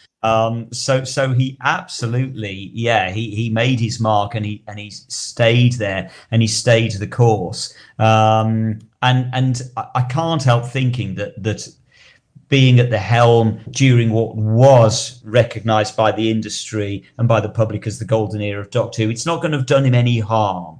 I genuinely don't think it will have done him any harm in his career. Unsurprisingly, people are trading their memories of their favourite cliffhangers of the Tom Baker era in its entirety in the live chat, but particularly the ones on Philip Hinchcliffe's watch, which undoubtedly turned Tom Baker into a huge national hero, international hero, really, I suppose. The way the show travelled. Here he is with a bunch of children there, putting his hat. That was his signature move, as I understand. When he met school kids, he sort of popped the hat on their heads like that. Cybermat Strikes is in the live chat on YouTube and says, Hinchcliffe Holmes builds compelling worlds throughout season 12, with the TARDIS largely mothballed, and UNIT feels like it's there right the way through his era, even though it's not. It's very clever. I suppose it does, yeah, when you look back, when you reflect. Yeah. Yeah, because UNIT is only in literally a couple of stories, but actually, you feel that their presence is still there, and you don't feel that they're sort of being jettisoned rudely by the production team at all. Kids love being scared, says David Jenkins. Any argument here? None at all. Me. None at all. We've got Ian David Deers in the live chat as well there, and he says it is one of the best eras in Doctor Who history. Tom was the best Doctor. Kids love being scared. Of course they do. Of course they do, Ian. Hope you've had a good evening, mate. Bonjour, says Bunch of Wallis. Bonjour. Can't say much fairer than that, can you? And we've got fans of various different stories, all airing their differences here and splitting hairs. Who would be the modern day equivalent of Mary Whitehouse? Asks Andrew Gareth Dick. Who is the one that's sort of policing? I don't think we'd better get into that, Andrew. But we could probably assemble a shortlist there for a Type 40 extra. That could be a bit of a laugh. Darren Wilshaw says, I was 5 years old during season 13, and the scenes in episode 3 of The Deadly Assassin stayed with me for years after. probably my most eagerly awaited VHS release. So that was it, wasn't it? The memories would stay with you, and then these stories would eventually trickle out onto home media, and you'd find out whether the memory really had cheated or not, as J&T had suggested. I won't say insisted, had suggested. But he was wrong on that occasion. J&T was wrong. The memory had not cheated. He was. Did it actually get released on the VHS? Did it get released uncut, or did they just ever release it cut from then on, The Deadly Assassin? As I recall, at the time it was released on VHS, I think it was cut, but I'm confident that was because at that point they hadn't got back the missing 3 or 4 seconds. Because the missing 3 or 4 seconds were found on somebody's VHS recording from original transmission. So I think it was cut on the original VHS release, Matt, but somebody will know that. Correct me in the chat. I think there was. That does sound familiar now. Peter Harrington asks, didn't his daughter go into television? Yeah, Philip Hinchcliffe's daughter has gone into television. Selena Hinchcliffe, she's a TV presenter, primarily on sports channels for like Sky Sports and things like that. But she has worked for the BBC and ITV as well. I saw a picture of her while we were putting the show together, and I thought, oh, it's her. It's that woman. Yeah. So, yeah, she is. She's very, very successful. What a lovely photo of Philip, Tom and Louise, says Stephen Brady. Yeah, it's a nice one, isn't it? That? I didn't realise he was he was as tall as Tom. Yeah, he's a tall bloke. He's very tall and cool. A lot of people could take a leaf out of his book, suggests Frank Cronogue. Should take a leaf out of his book, Frank. Can't argue with that. Can't argue with that. But yes, Philip Hinchcliffe's era, his time as producer of Doctor Who, absolutely. He was lightning in the bottle. I don't know. I think this man was just simply too good and too right at the right time. He'd got the ultimate Doctor Who, many would argue, in Tom Baker there, put them together. You'd already got a guaranteed hit, but with Robert Holmes and everybody else involved too, well, I don't think any other show on television really stood much of a chance, did it? Let us know your favourite Hinchcliffe story there in the comments section as well. Your favourite story, your favourite cliffhanger, and what do you think Hinchcliffe did better than anybody else? I mean, we're taking it as read here that Hinchcliffe is your favourite. It's that question, isn't it? So, what is your favourite era of production on Doctor Who, and why is it Philip Hinchcliffe's? It's that kind of meme. We just assume.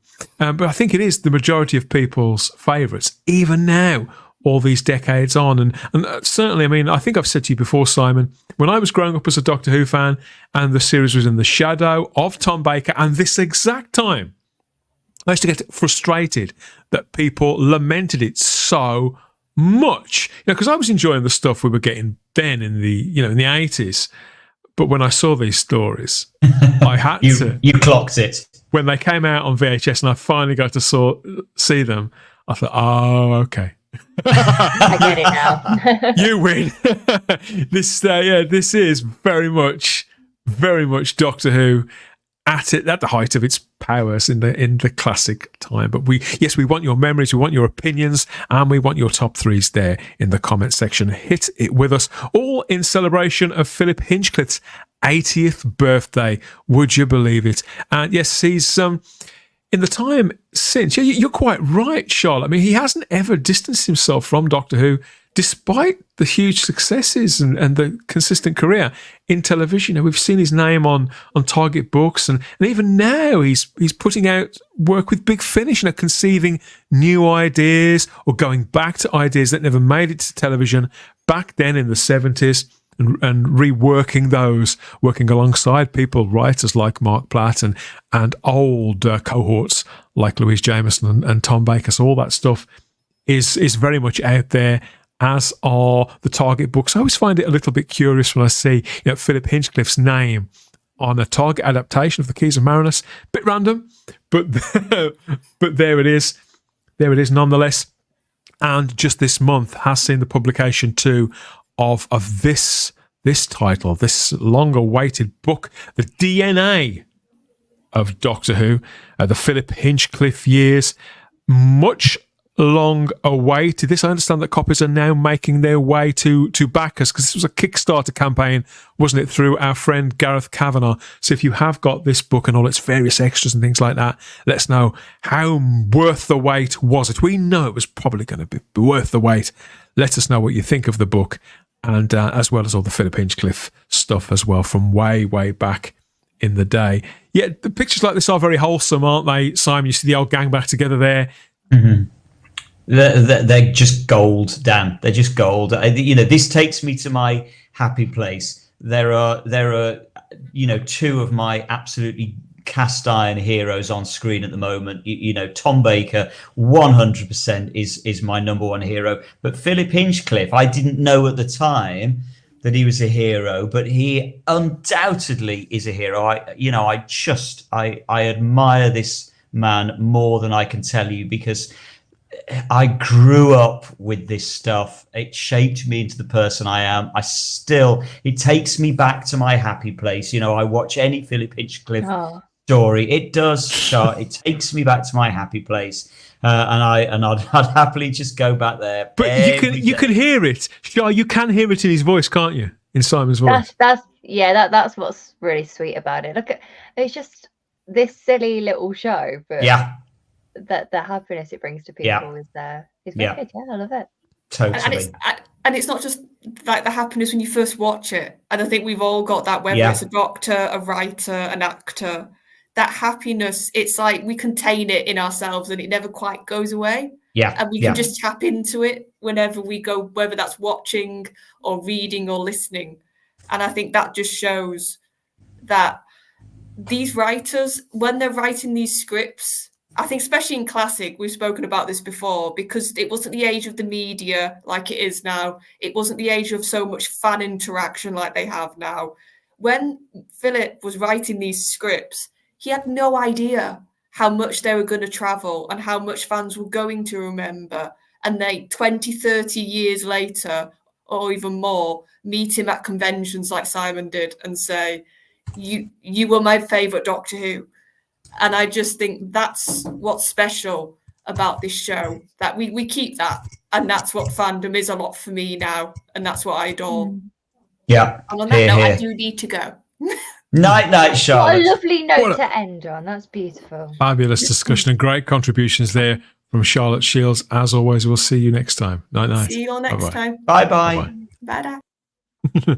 Okay, yes, so that's it. We want the comments. We want your comments. We want your countdowns, your top threes, your favourite moments and cliffhangers, and favourite books and audios too. Everything that Philip Hinchcliffe has given us as Doctor Who fans over these, 5 decades. What a contribution. What a man. What a career. We're all ears for whatever you've got to add. Okay, but it is that time. Charlotte has slinked off there. The rest of us can slink off as well for a golden moment in the smallest room in the house.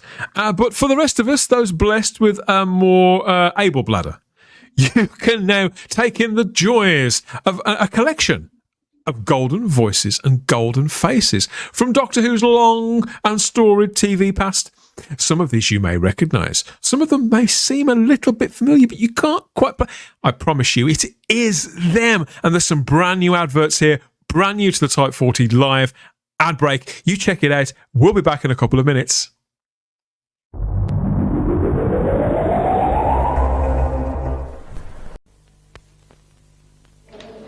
This is a great drop of coca-leaky, Hamish. Aye, she was a fine wee bird, was Moira.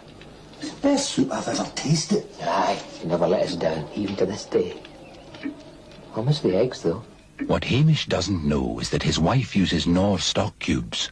Simply pour boiling water over a chicken stock cube and you've a delicious meaty base for coca-leaky soup without the bones. Oh, it's how she would have wanted it. Aye, I suppose.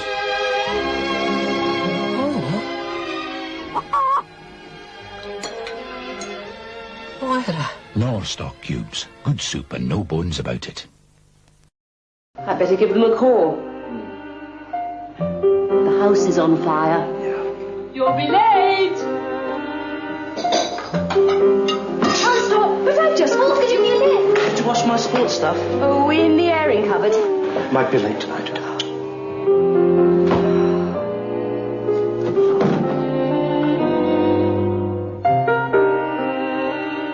Good old yellow pages. We don't just help with things like a leaky roof. We can sort out more important things too. Just for a couple of days. Who's Mum? Better read this. Just for a couple of days? On your own, are you? Yes. Just for a couple of days.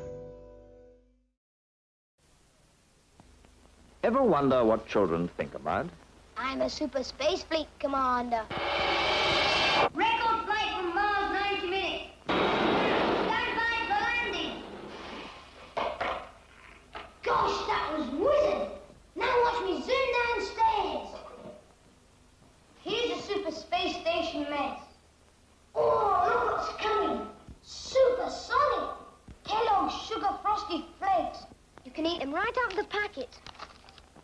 From out of this world, Kellogg's Sugar Frosted Flakes. All sparkled and spangled with sugar.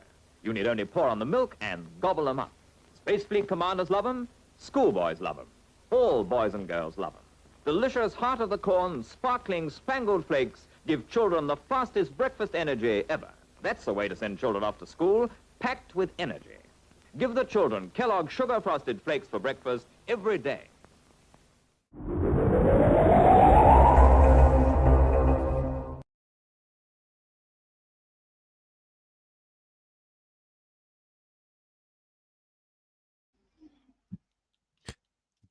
Back from our ad break as ever there. We've got everybody back here. We're across Rumble, X, YouTube, and on Facebook too, as always, with Type 40 live here and now. Lots of Doctor Who conversation from across the Whoniverse, the past, the present, and the future, all here with our panel of eager pundits. Where are they? We've got Simon. There he is. Hey, I am there. Simon. I am there. I dipped out. Dipped out to not to pick up something from the doorstep. Milk the cow. Good stuff. Okay, we've been joined by a live chat full of comments there. Thank you, everyone. So, yes, some great new adverts there. So, we had Sylvester McCoy advertising soup. We had Sarah Sutton in there. She was the young woman sort of flitting around in the Yellow Pages advert while her parents were doing the adulting things. Matt, did you see that? Yeah, what's Yellow Pages now? That's kind of like a phone direct. It's like it was a big yellow book. I know. I've watched them dwindle lower and lower and lower. There's just nothing left now. I've got you. And last but not least, there was Fraser Hines. There was a little boy advertising Kellogg's Frosted Flakes. I remember seeing him in the movie X the Unknown, which was a what's his name? Quatermass type film. Oh, Quatermass, like yes. Official sequel, yeah. And I was really surprised. That was probably around the same time, I think. So he was quite young there too. So he's been around, old Fraser. I love that. He's been around. Fill your kids full of sugar and send them to the TV. Brilliant. So the legend has it that Fraser Hines has been around, but you see him there popping his sort of cowboy gun there, and with the space helmet on, Simon. It is quite prescient, really, considering he ended up. Yes. Fraser Hines had a long career, but there he was playing sci-fi hero in the late 50s. There, advertising a breakfast cereal. It's very, very prescient. I mean, I have to be honest, I didn't even recognise him. I was waiting for you to tell me who it was, because I genuinely didn't recognise him in that at all. In all honesty, I'll hold my hands up. I'm not sure that I would have done either, if not for Darren Bradley, who said, "You've missed this," and this is Fraser Hines here in this advert. So Darren Bradley sent that our way. Thank you so much, Darren, because it's a cracking advert. And I think I've got one with Fraser Hines in before. We'd used one, but you can never have enough Fraser Hines. He's a TV legend, a Doctor Who legend, and who knew that he advertised? It's Kellogg's him when he talks. Frosties when he was a kid. There was a twang. There was definitely a twang, wasn't there? And we've got some more comments here in the live chat. People do seem to enjoy that. People still talking about Philip Hinchcliffe. Quite right too. Never mind all this. Yeah, Fraser was in X the Unknown on Talking Pictures recently, playing a schoolboy who saw his friend attacked by a monster, and he looked just like he did in that advert. A beans means Heinz, says Peter Harrington. Very good. Very good. Oh dear. And Fly Highland reminds us that Fraser was also in Charlie Chaplin's final movie. Fraser's talked about that quite a lot in interviews, hasn't he? It probably made a big impact on him. It would. Yeah, I'd say so. Who wouldn't it? Who wouldn't it?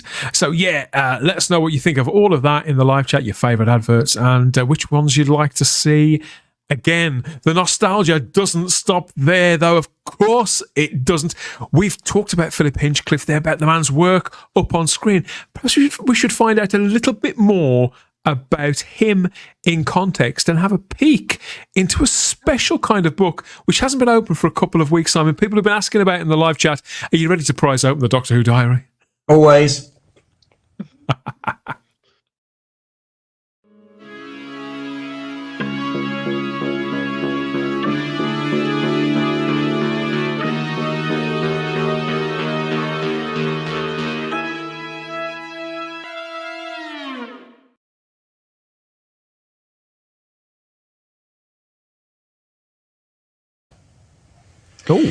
Oh, there we are. So indeed. Yes, welcome back to the diary. Yeah, it has been off for a couple of weeks, and this week, of course, quite rightly so. It's all about Philip Hinchcliffe. It's all about the birthday boy.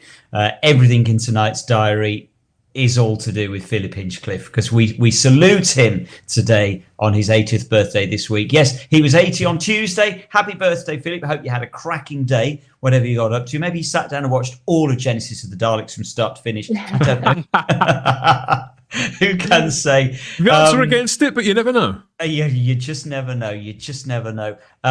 He was, to give you a little bit of context on Philip, he was born in Dewsbury in Yorkshire, and as Dan was saying earlier, he got a degree in English literature, and he worked in a travel company, and then as a teacher, as we were saying earlier, before then moving on to ATV.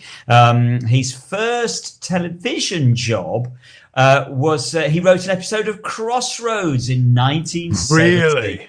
Yes. Crossroads. Good gracious.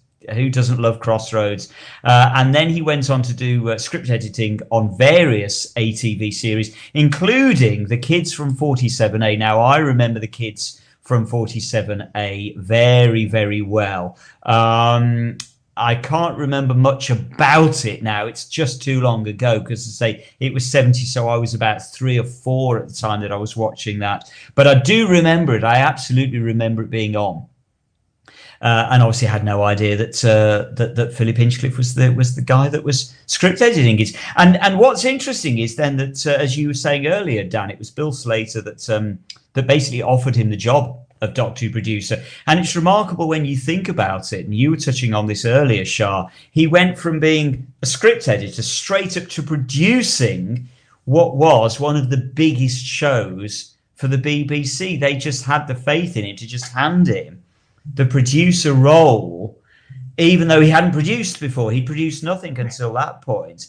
But they just gave him Doctor Who, as I say, at that point, one of the biggest brands on television. And in all fairness, Simon, throughout the decades, we hear, I won't say horror stories about the BBC, but we hear the same sort of cynical anecdotes trotted out, don't we? About how there was never any money, there was never any faith, there was never any of this and that, and people weren't let in on the proper car parks. And then you hear something like this about them placing faith in a young, talented man. Yeah. And you think, well, it wasn't all bad. No, clearly, no. I think, truth be told, in those days, the BBC were just able to recognise talent when they saw it, and they went with it, and that is, that's key to the success of the BBC back in the day, is that they were just able to recognise talent and run with it. I also think the difference is today, they wouldn't probably put a man in charge. They'd probably be a little bit more careful with who they put on, because they'd put on willy-nilly nowadays. I don't know. But certainly they were. He was a prodigy. Like, they could see something in him that would be pretty it would work out, and of course it did. So Yeah, evidently, absolutely. yeah. And David Jenkins has just popped up in the chat to say it was indeed David's birthday on Tuesday, on the very same day that Philip Hinchcliffe celebrated his birthday. So happy birthday to David, and anybody else. If there's anybody else out there that's got a birthday this week, we wish you happy birthday too. So Philip Hinchcliffe, what did he do for Doctor Who? Well, he did 16 stories in total, 16 stories. Now, of those stories, incredibly, 44 episodes, which is well over half of Philip Hinchcliffe's episodes, were over 10 million viewers. Many of them were up to 12 and 13 million viewers. Really? So this wasn't a one-off that he got the. You look at today. Yeah, there was no strike on the other channel for a couple of weeks. Well, often, something like City of Death or Destiny of the Daleks is often rolled out as, that got 14 million viewers. But that was a one-off. Those were one-off stories. This was a consistent run, 44 episodes, to say well over half. It's about 65% of his episodes were over 10 million. And an enormous number of those, to say, were 12, 13 million. It was truly an extraordinary run that this man did. We must remember as well, of course, we've talked about the Brain of Morbius this evening. Let's not forget he does make a cameo in the Brain of Morbius. He does appear on screen. He's in the mind-bending battle. Have you watched the Brain of Morbius yet, Shah? Do you know what we're talking about with the mind-bending battle? 3 times, but now I'm thinking, oh my god. Right. Well, towards you needn't worry. It's blink and you'll miss it. You would have no reason to know that you're looking at Philip Hinchcliffe. It's in the mind-bending sequence in episode 4 when the Doctor and Morbius had their mind-bending battle, and this is the controversial scene when there's all the faces that appear in the screen. There we go, and there is Philip Hinchcliffe on screen, dressed as a cavalier, and Robert Holmes is in there as well, and Graham Harper's there. He is. There is Philip Hinchcliffe. Brilliant. What a fop. I bet he's never lived that wig and hat down, has he? I mean, camp doesn't even come close to it, does it? Bless him. You can just imagine him walking from the makeup room in that get-up down to the studio. Probably hating every second of it, but there he is. Yep, there he is on screen in the Brain of Morbius. Talking about committing to the role. Absolutely, I know, right? Absolutely. So you do wonder whether, whether is he one of the Doctors? Is Philip Hinchcliffe one of the Doctors? Well, debate still goes on about that one. Debate still goes on. But as I say, so happy birthday to Philip Hinchcliffe, and rather brilliantly, we can genuinely make the diary all about Philip Hinchcliffe tonight because of the 17 episodes that were screened on this week in years gone by. There were 2 of them were Philip Hinchcliffe episodes. So genuinely, we can talk about 2 episodes tonight that really were screened in his birthday week. The first one to talk about is Planet of Evil episode 2. It's exactly 49 years since Planet of Evil episode 2 was screened back in 1975. There we go. Now, I remember this like it was yesterday. This Planet of Evil. I think I'm right in saying this isn't one of your favourite stories, aren't I, Dan? It's never made a big impact on me, this. Yeah. Considering the time. It's like I was saying earlier on. I don't deny that every single story from this time is successful, but this one has never reached me.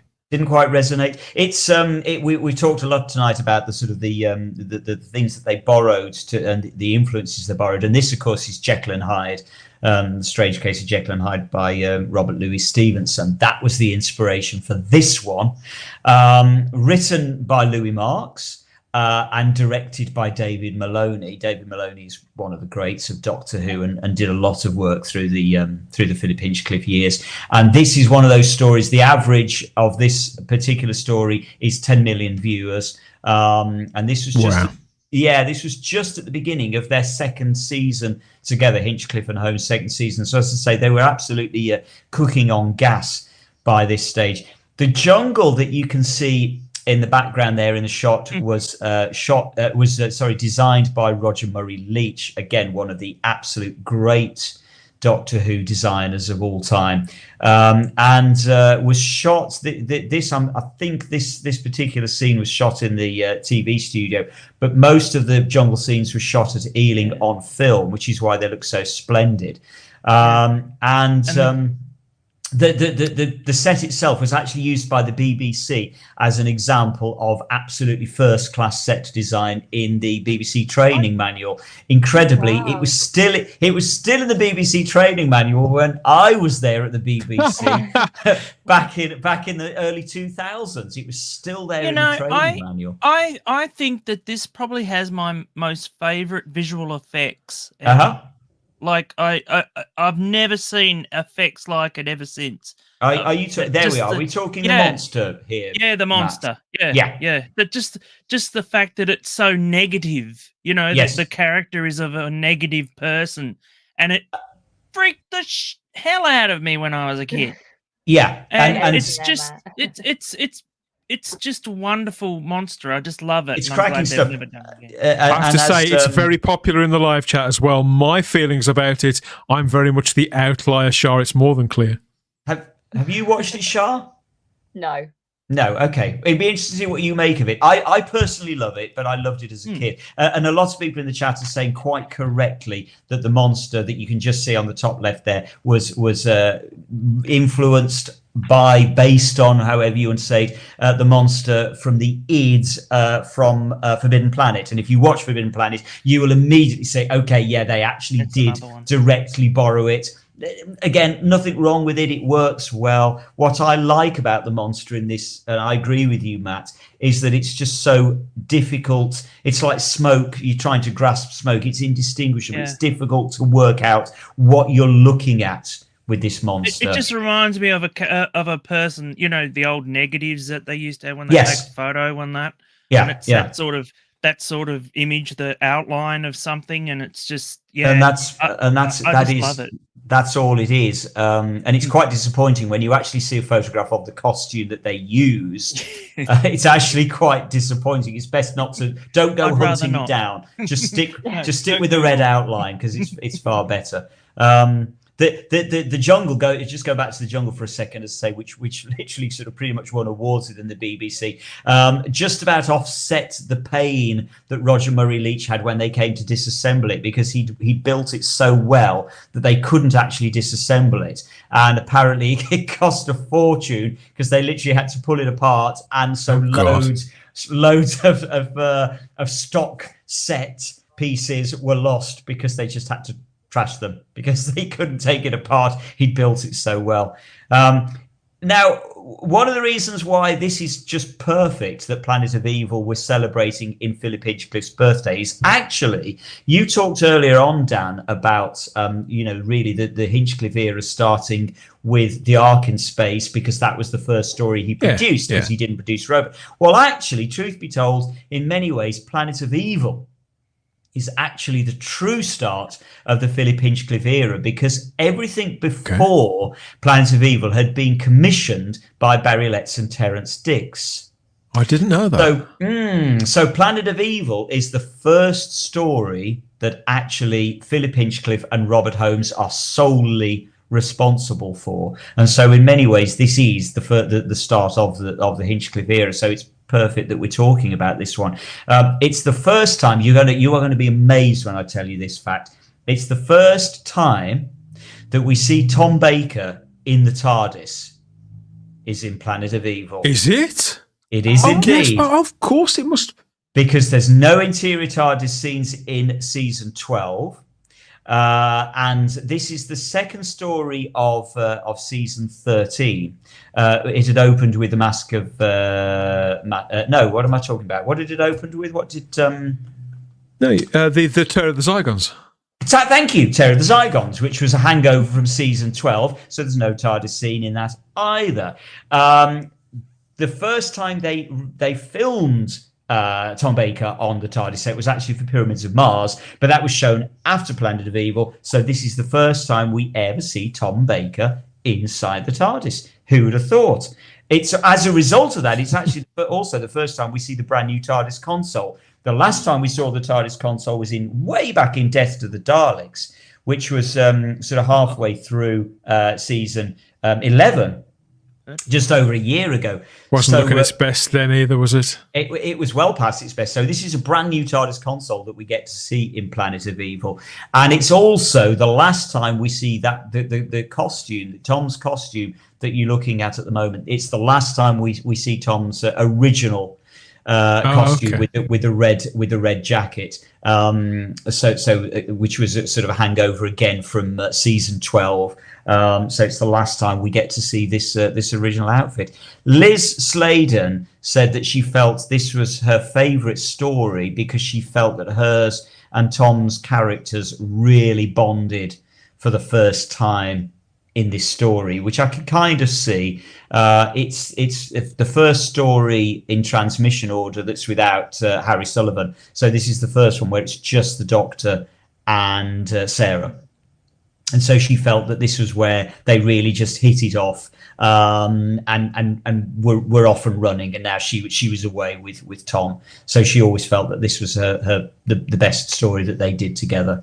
I love this story. The cliffhanger. Maybe I've got to revisit this in the same way that I have Image of the Fendel and Death to the Daleks. Maybe this is something I've got to go back to. I do feel it needs a revisit. The ending of episode 2, which I'm not going to spoil for you if anybody has not seen it, such a shark. It's just a cracking episode ending. It is one of the best, in my opinion, episode endings in Doctor Who, period. And we've talked a lot about it's because the Doctor is in peril. And boy, is the Doctor in peril at the end of episode 2. There is no way back from the end of episode 2. Just absolute genius. So, happy 49th birthday tomorrow to Planet of Evil episode 2. That's what we were watching back in 1975.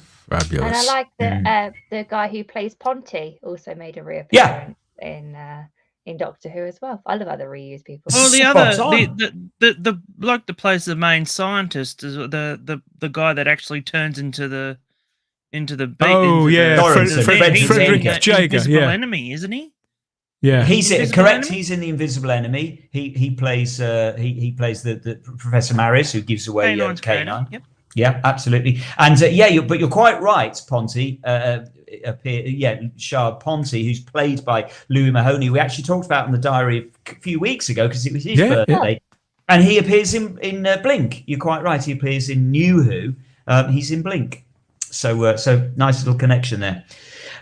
Moving forward 1 year now. We move forward 1 year to 1976. It's exactly 48 years yesterday since we were watching the very first episode of The Hand of Fear. Of course, Sarah Jane's very final adventure.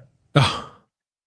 Happy days with this story. Again, I just got the happiest of memories of this. 48 years yesterday since episode 1. I love all this from start to finish. No argument for me this time. Absolutely. There you go. And this is very much a story of two halves, because you've got all the stuff in the nuclear power plant beforehand, and then you have all the stuff on Castria. For me personally, the stuff at the first half works better than the second half, but I think that's just purely down to sort of budgetary limitations, that restricted what they could do with Castria. But this opening episode 1 of The Hands of Fear, it just doesn't get any better, I don't think, than this. And it's again, incredible. the cliffhanger is just incredible on this one. Can I ask you something, Simon? Did you know when you were watching this for the first time, did you know that this was the one where Liz Sladen was leaving? We did for reasons that will become apparent in a moment. So it's really good that you've asked that, actually, Matt, because I will answer that question in a minute as to why we knew. But we did indeed know. But this was sort of, again, going back to where were they getting their sort of inspiration from this story, to an extent from The Beast with Five Fingers, a horror film with Peter Lorre. If anybody out there has seen The Beast with Five Fingers, I saw it as a kid and it near damn terrified me. I've not seen that one. It's a cracking film. And it's about to come out on Blu-ray, actually, that one. Yeah, it has, and it's very, very loosely based on it, only in so much that there is a disembodied hand. But I remember being, as a kid, just being completely freaked by this disembodied hand in The Hand of Fear. Written by Bob Baker and Dave Martin. The story was originally a lot more complex than what we finally get in The Hand of Fear. It was originally a 6-parter. And it would have closed out season 13, i.e. the series before. And it would have seen Harry return. And it would also see the Brigadier. Yeah, it would have seen the Brigadier return. And actually, the original plan was that the Brigadier would sacrifice himself at the end of this particular story to save all humanity. But it was one of those things in typical Bob Baker and Dave Martin fashion. It was just too big, too complex, too big budget and a blockbuster that they just couldn't do it. So it got completely stripped back, and they held it over a year, and that's why eventually it got used here in. It did get to a certain point with this show where they were very determined to kill Brigadier Lethbridge Stewart, weren't they? For the best part of 15 years. There's been quite a few attempts, and of course, the original plan also was that they were going to kill off Sarah Jane Smith as well. She would also have been killed. The Lost Legion, and then they correct. Spot on, Shy. Yeah, which there's my little factoid for you. That's one out of the blue. That one, well done, Shy. Can you remember who wrote? Who was going to write it out of interest? Yes, I can. Oh, what is his surname? Douglas Camfield. Camfield. Yeah, Douglas Camfield. Yep. Spot on. That would have been that would have been the Lost Legion story was originally going to be Sarah's swan song, but it just didn't work out, so we ended up with this one. And Liz Sladen did say she didn't want to be killed off, and she didn't want to be married off, and she rather beautifully she asked for the freeze frame at the end of episode 4 when she walks off into the sunset, as it were, whistling. She asked for the freeze frame as her leaving gift, and Lenny Mayne, who was the director, happily granted that to her. Lenny Mayne did very few stories for Doctor Who. I think the only other one he did was The Three Doctors. And this was his final work for the series, because very sadly he drowned not long after completing The Hand of Fear. Oh my God. Yeah, he was boating in the English Channel, and a freak wave just took out his boat, and that was the end of Lenny Mayne. Really, really sad end to Australian director Lenny Mayne. And there's a beautiful. That's how a lot of us end up, I tell you.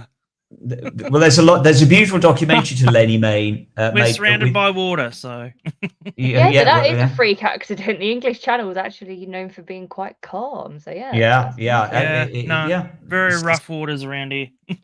So sadly that was the end of Lenny. So there is a beautiful documentary to him on. I think it's, in fact, I know it's on the Three Doctors Blu-ray, because there's so little known about Lenny Mayne. By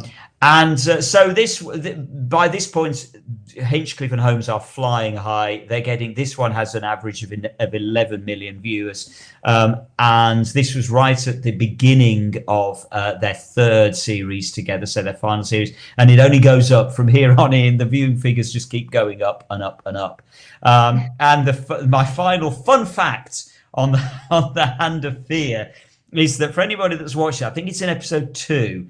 If you watch it closely, you will see a fly buzzing around, and for a while it's walking over Glyn Houston's forehead.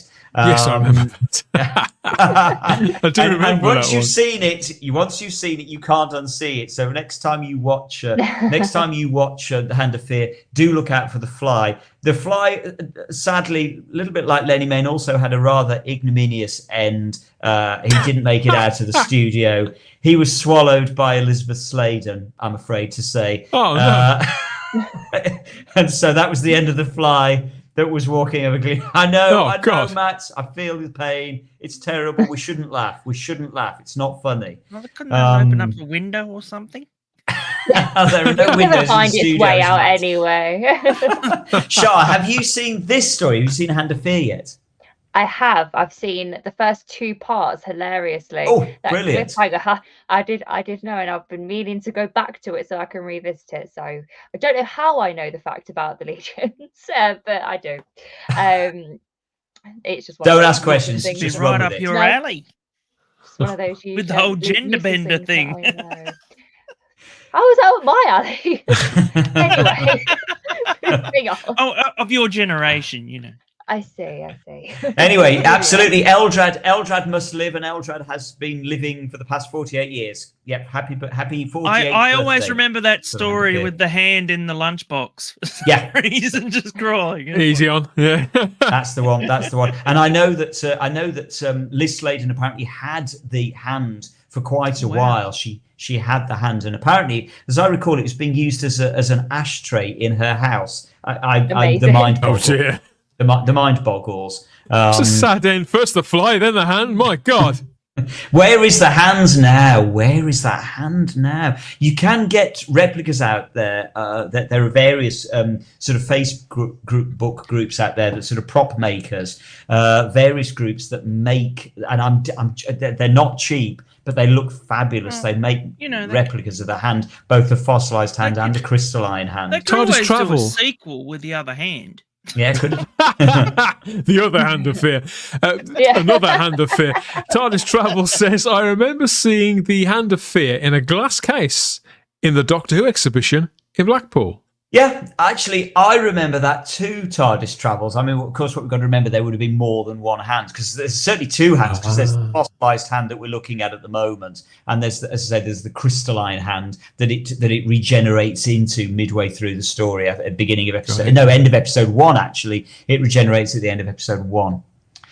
So, but yeah, I saw it. I think it might have been in Longleat as well, the hands, but yeah, I'm sure it's long since lost now, sadly. Long. But yes, say 48 years ago, yesterday we were watching The Hand of Fear. And so you asked me, Matt, did we know that Liz Sladen was leaving? Yeah, we did. How did we know that Liz Sladen was leaving? Because... How did we know?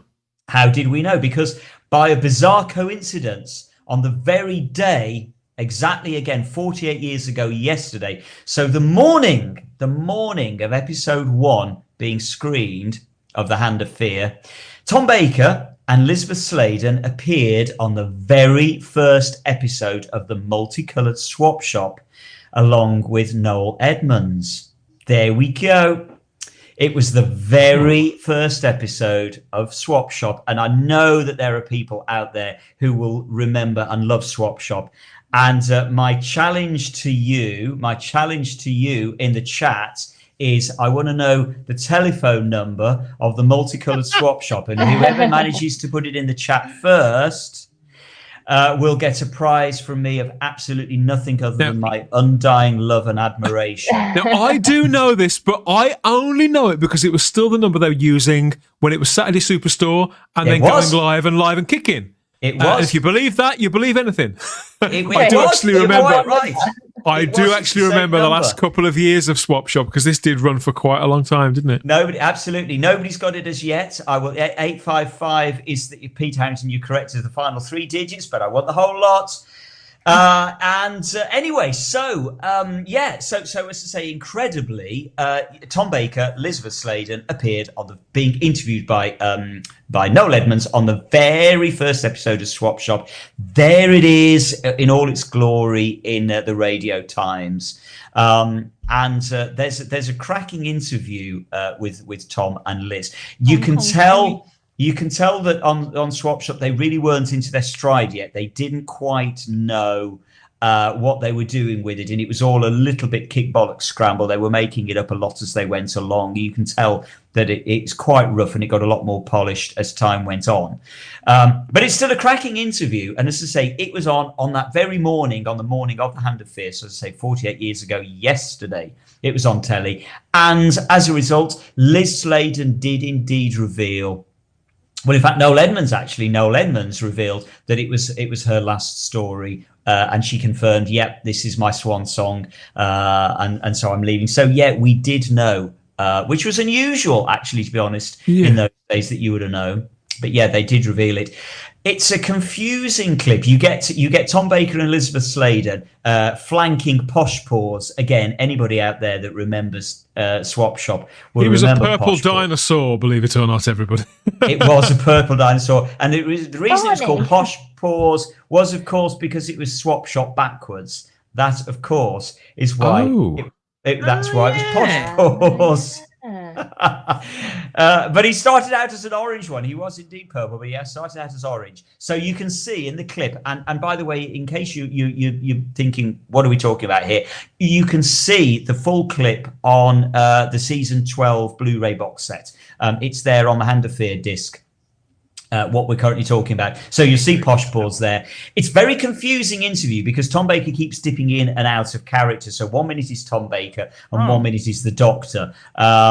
Liz Sladen rather beautifully reveals that we land in a quarry again. That was her contribution to the conversation, was that in episode 1 they land in a quarry. Because in all fairness to them, when this was screened, this very first episode, yes, Blue Peter had been running for some time, and they did have kind of celebrities now and again on Blue Peter, but generally speaking, it was a lot more of a worthy show. Oh, yeah. This was what would become sort of populist telly, and it was about the broader popular culture, wasn't it? Noel Edmonds was a DJ, and they'd show cartoons. It was all unashamedly tapping into the very thing that Doctor Who was such a big part of, almost like the Look-In magazine stroke comic, yes, brought to life, I suppose, was the pretense behind shows like Swap Shop. Yeah, very much so, and it absolutely broke the mold. This was the first time ever we'd had a show like this. It was almost 3 hours. Somebody, to be fair to Tom, even though he does, like you say, he drifts in and out of character, and you get that in later interviews 20 years after he played the bloody part. But you can see why both he and Liz would struggle, because it's like, what is this show going on again? Yes. Who is this for? When is it on? It must have been strange. Absolutely. They didn't really know what they were doing. And there was this weird thing on Swap Shop where the guests had to pick up the telephone to listen to the questions and answer the questions. And Tom clearly doesn't quite get that. He's clearly a bit like, what? He doesn't get the phone business. And he puts it down halfway through an answer and doesn't know what he's doing with the phone. But it was, I loved Swap Shop. I absolutely loved Swap Shop. Tom talks very fondly in the interview about, and he's he's only in his second season at this point, and he talks very fondly about it being the best job that he's ever done. And he also, again, talks rather brilliantly about the expertise at the BBC. He says that the BBC basically has the best expertise in the business. And this is a very long time ago, but he's spot on. They did a long time ago. The BBC were renowned across the world as being the world experts in television production. So he's absolutely right. Tom also, even right back, as I say, a year into the role, he was even then, he was making the joke about how old ladies used to get up from their seats on the buses for him. He was going on about old ladies. Even then, he's still going on about old ladies in Waitrose now. And their bosoms. Yeah. He's going on about old ladies. A lot of mileage out of that. People asking about Posh Paws here in the live chat. Here he is. There he is on the right-hand side. There he is. This is a later series. I was expecting a puppet. Actually, now you can see the original Posh Paws top left there. There's the original Posh Paws, the orange one, and that was the one that appears in this interview with Tom and Liz. And at one point, he has a Doctor Who scarf, and they gave him a Doctor Who. They gave him a stripy scarf. The original orange Posh Paws. Noel Edmonds talks about Tom's mad eyes as well in the interview, which is rather wonderful. He's clear. Noel Edmonds is clearly somewhat disconcerted by Tom's mad eyes. But that set, I mean, I remember that set so well. It used to seem so futuristic, Simon. I remember this. They were using this right up until 82, 83. It really did, yeah. Oh, it did. Oh, it felt very, very, very, very futuristic. There's the telephone you know what? number. The fact that they hadn't got numbers on the clock, it was just dots. That impressed me no end. I thought that was it was ahead of its time, wasn't it? It was ahead of its time. And as I say, there's the telephone number. Nobody got it in the chat. Nobody. I could seriously try, dictate this telephone number in my sleep. I remember. Oh, me too. 018118055, and the address that they would give out all the time: BBC TV Centre, London, W12 8QT. Again, that W12 8QT. Again, that's absolutely seared onto my brain. Happy days. That's a lovely comment that Rose Kirby's just put up. Yeah, she says, thanks Type 40 and Simon for bringing back wonderful memories. It's our pleasure. Bless you, Rose. Bless you, Rose. Good night to you. So the idea of this, Shah, you're probably thinking, what on earth was Swap Shop all about? Did you get the number? I do apologise, Rob, if you got the number. I'm scrolling back up. I didn't spot it. I've scrolled up, still can't see it, but I trust you that you got it. Still can't see it, but I trust you. But Shah, you're probably wondering what all this was about. Well, basically, the idea was people would phone in, viewers would phone in, and they would get to chat to their stars. And so they would be interviewed by Noel Edmonds first, and then you as a viewer could phone in and you could chat. If you were lucky enough to get through, you would chat to the stars. Yeah, good luck with that. Well, people got through. Lots of people got through. I wonder if anyone here did. I never got through, and I live in a population of 500,000. I didn't try. I tried when it was Saturday Superstore and going live, and to no avail. Yeah. I never got through. It was always engaged. It was always engaged, and I certainly never got through.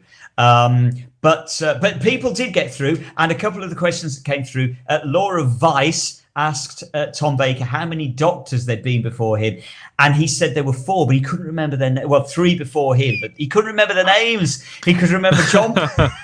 I know, you can't believe this, can you? No. It's 3 names, Tom.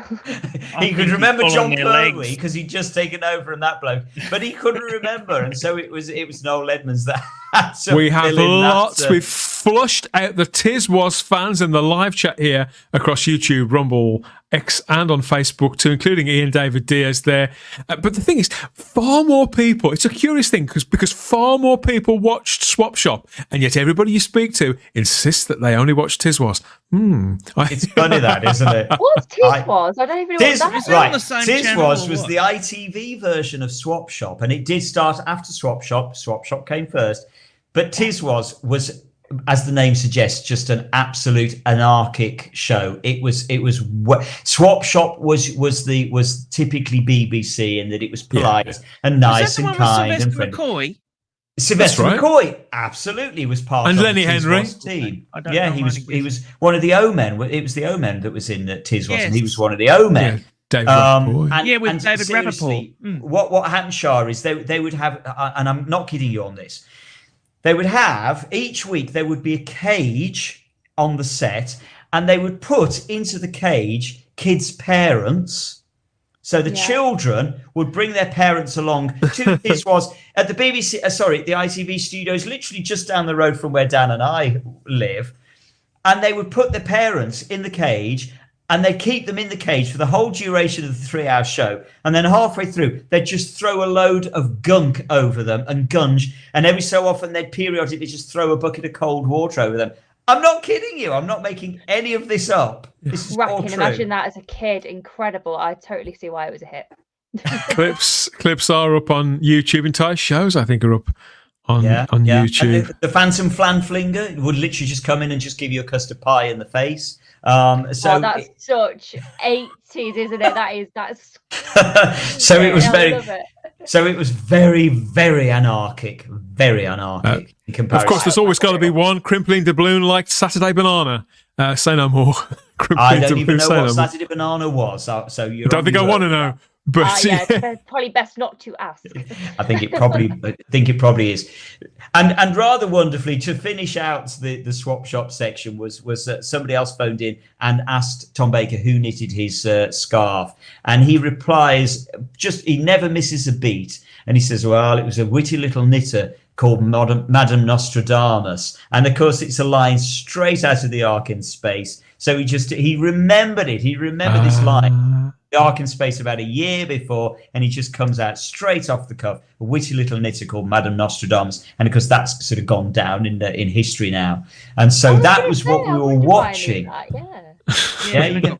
So that was what we were watching 48 years ago in 1976, all part of the Philip Hinchcliffe era. And so what a just legacy. perfect that all of this happened in Philip's birthday week. And so happy birthday, Philip Hinchcliffe. I tell you what, though, imagine explaining there's this new show.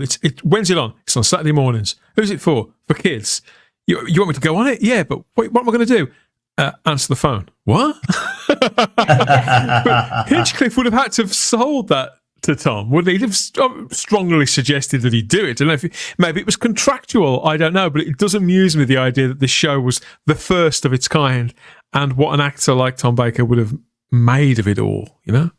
Yeah, absolutely. Who can say? Who can say? But it's just wonderful that we still got them both with us, and so. Genius. What a beautifully fitting diary, Simon, you've assembled there, all to celebrate the legacy of Philip Hinchcliffe in his 80th birthday week. Thank you again. As always, it's great to have you back. Great to have the diary back.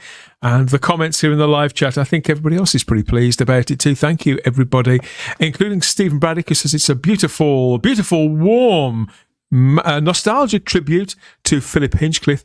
Thanks, Simon. So we've got another fan there. We've got an Orson Welles. I'm thinking awesome Simon. He's not an actual person. Two different people. We've got people talk about Run Around here. Around. Yeah, I remember Run Around. Mike Banana Man. Reed. No, not Mike Reed. Mike Hunt. Mike. Damn. Old joke. What was his name?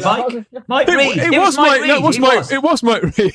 It was Mike Reed. Time to run around now. Yeah, Begonia Pope. But it wasn't. Pope, yeah, of course. Wasn't Begonia. It wasn't Begonia Pope. Begonia Pope is from.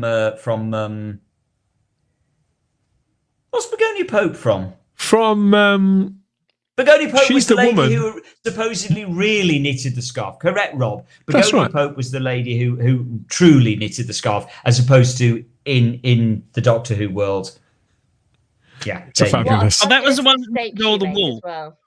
She was the one that stole all the wool, that knitted all the wool when she wasn't supposed to. She was meant to knit one colour, right? Yeah. So the story goes. Did the whole? I believe it. Did the That's whole the thing. lot. I believe it. And I think we've knitted up quite a lot of colour here with the Doctor Who diary this time. Thanks again, Simon. We want your comments about all of that. You know, you Swap Shop or Tiswas, everybody. And be honest, somebody must have been watching Tiswas. And what do you make of The Hand of Fear, Part 1 there? The Planet of Evil, Part 2. Do I really need to go and rewatch that with some haste and fall under its spell? I don't know. And there's Philip Hinchcliffe himself. Of course, those little nuggets about his life, early life in Dewsbury there, and all those things. What an incredible contribution to Doctor Who, and it absolutely befits an entire diary segment in his honour. Thanks again, Simon. Where is the Ujima flip? It's right here.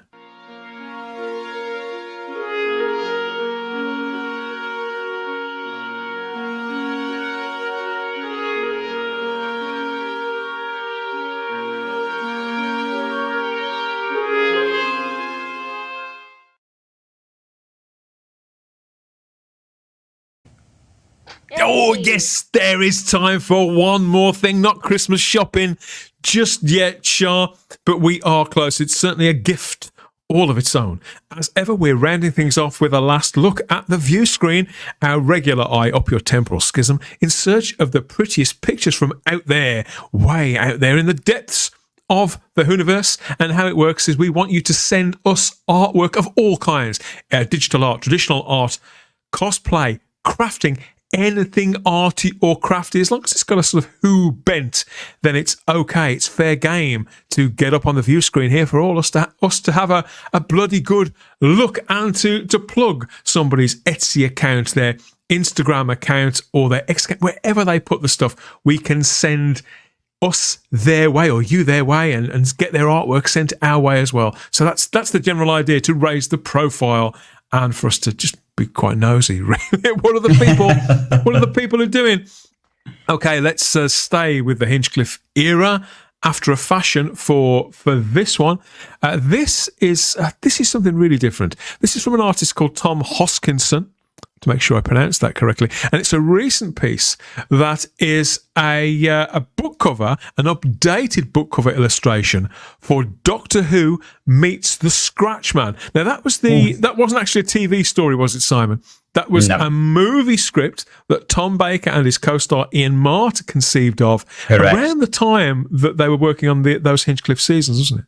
Yeah, 100%. During season 12, they first started talking about it during season 12 and Terror of the Zygons. Yeah, absolutely. So the script itself was lost to the mists of time, wasn't it? It doesn't exist. Tom Baker did write a book. I think it was with James Goss. They wrote a book together, a book version of it, which is out there. It's with its own jacket and it's perfectly nice. But I actually think that Tom Hoskinson's is better. Check this out. Whoa! Oh wow! Cool. That's scary. It's very arresting, isn't it? Oof. Lots of detail, lots of nuance, and very, very clever in the images that Tom is using. First of all, the way that the scarf sort of melts into the foreground there, and one of those shadowy figures with the kind of pumpkin heads makes up the Doctor's eye. You've got what looks like a scarecrow of the third Doctor just to the left. How strange. And when you look at the crow, hasn't he got long white hair and he's tugging on his lapels? Oh, yes. The one behind may even be holding a recorder. So, yeah, there's a lot to see. This fabulous piece from Tom. I've never heard of this artist before, but I just thought it was wonderful. Has anybody, I have read Scratchman, as in the novelization. Has anybody else read Scratchman? Okay. When you read Scratchman, it will become apparent why you are looking at the first, second, and third Doctor there.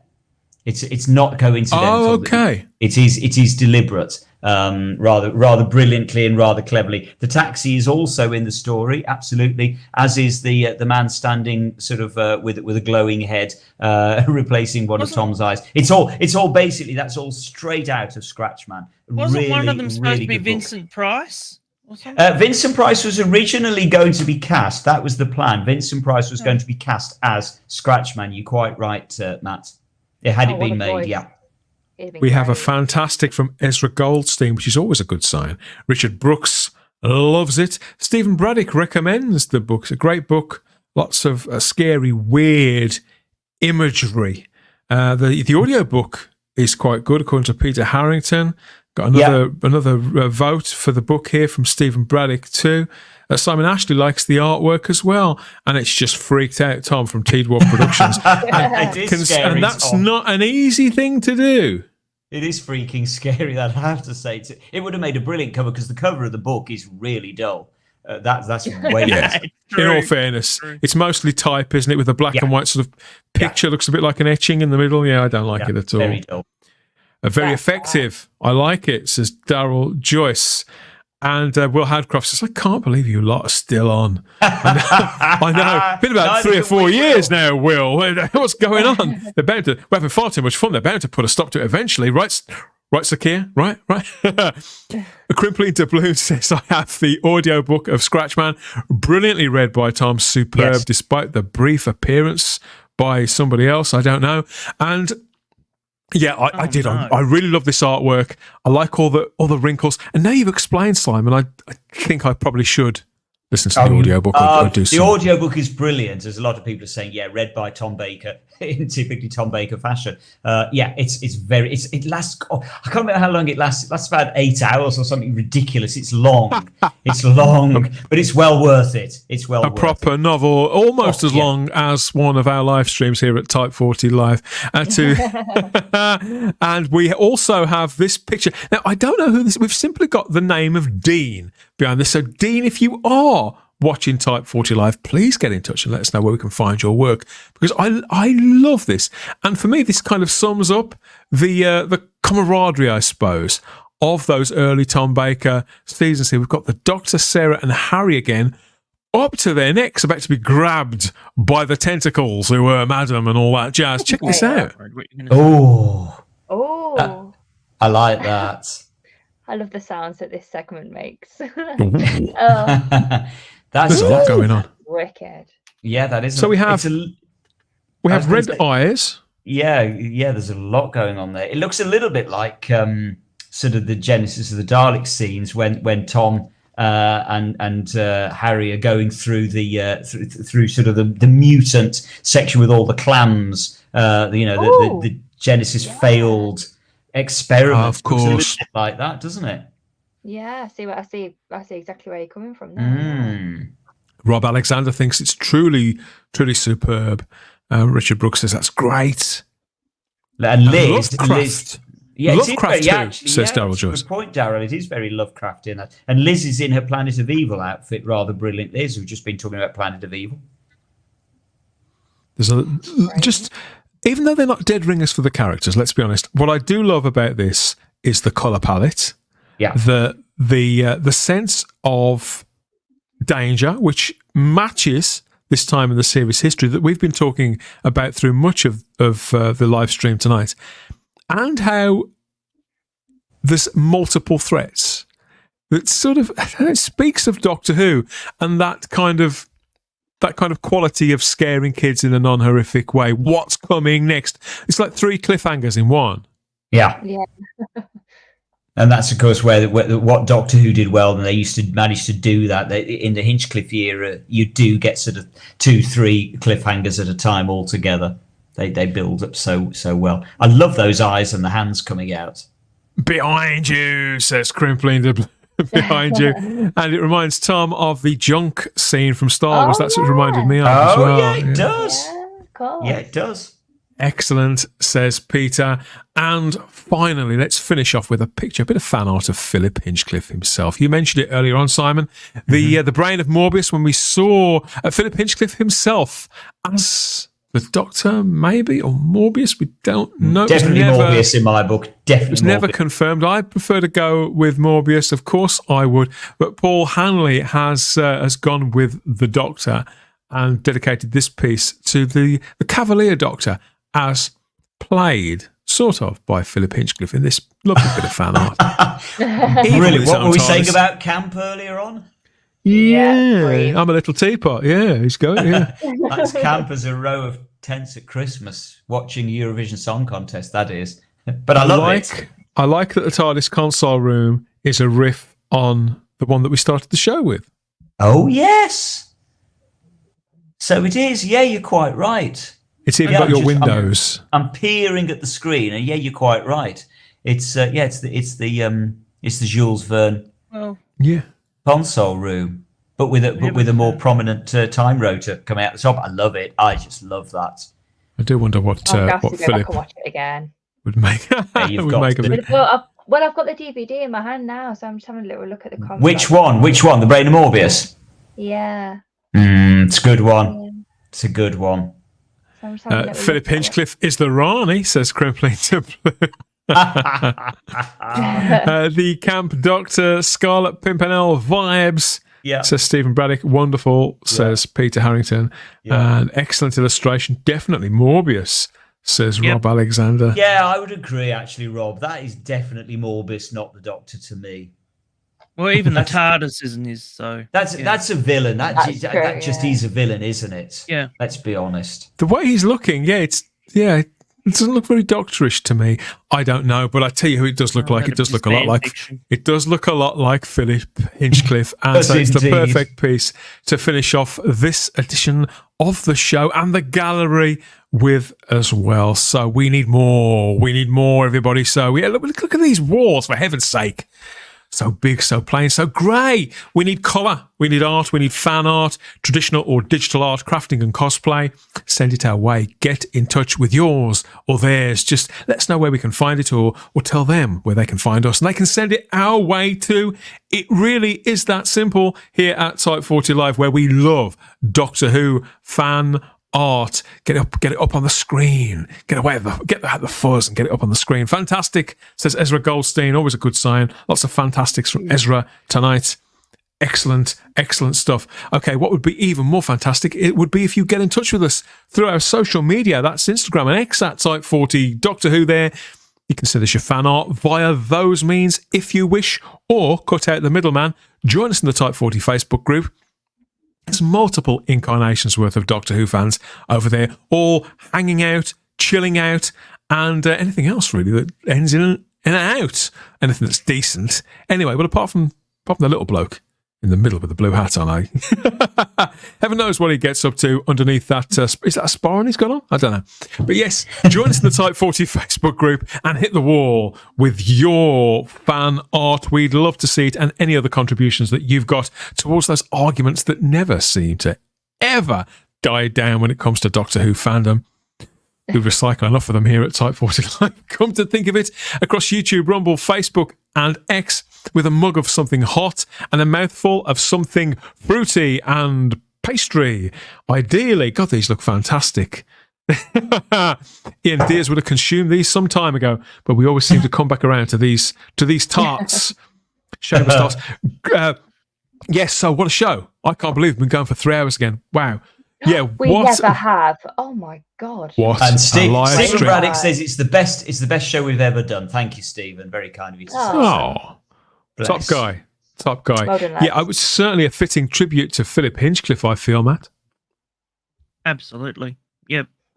Actually, to be honest, I'd like to review some of his some of the stories.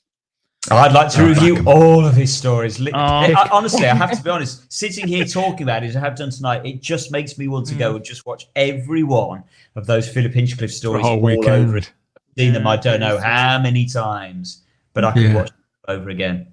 Yeah, it's a funny thing. It's a funny thing, isn't it? There will be opportunities, of course, there will, to revisit this material. In fact, we do quite a lot, as it is, don't we? We do tend to keep coming back to this, and I don't think it's any surprise that legacy, that era, all under the producership of Philip Hinchcliffe, does get rediscovered, and each generation that finds it seems to feel exactly the same way as the people who watched it when it was first going out. We want your comments here. Of course we do. Hit us up in the comments section with your favourites, your top threes, if you like. You can give us your not so favourites as well, and any birthday messages or greetings for Philip Hinchcliffe, just in case he happens to stumble upon our comment section as well.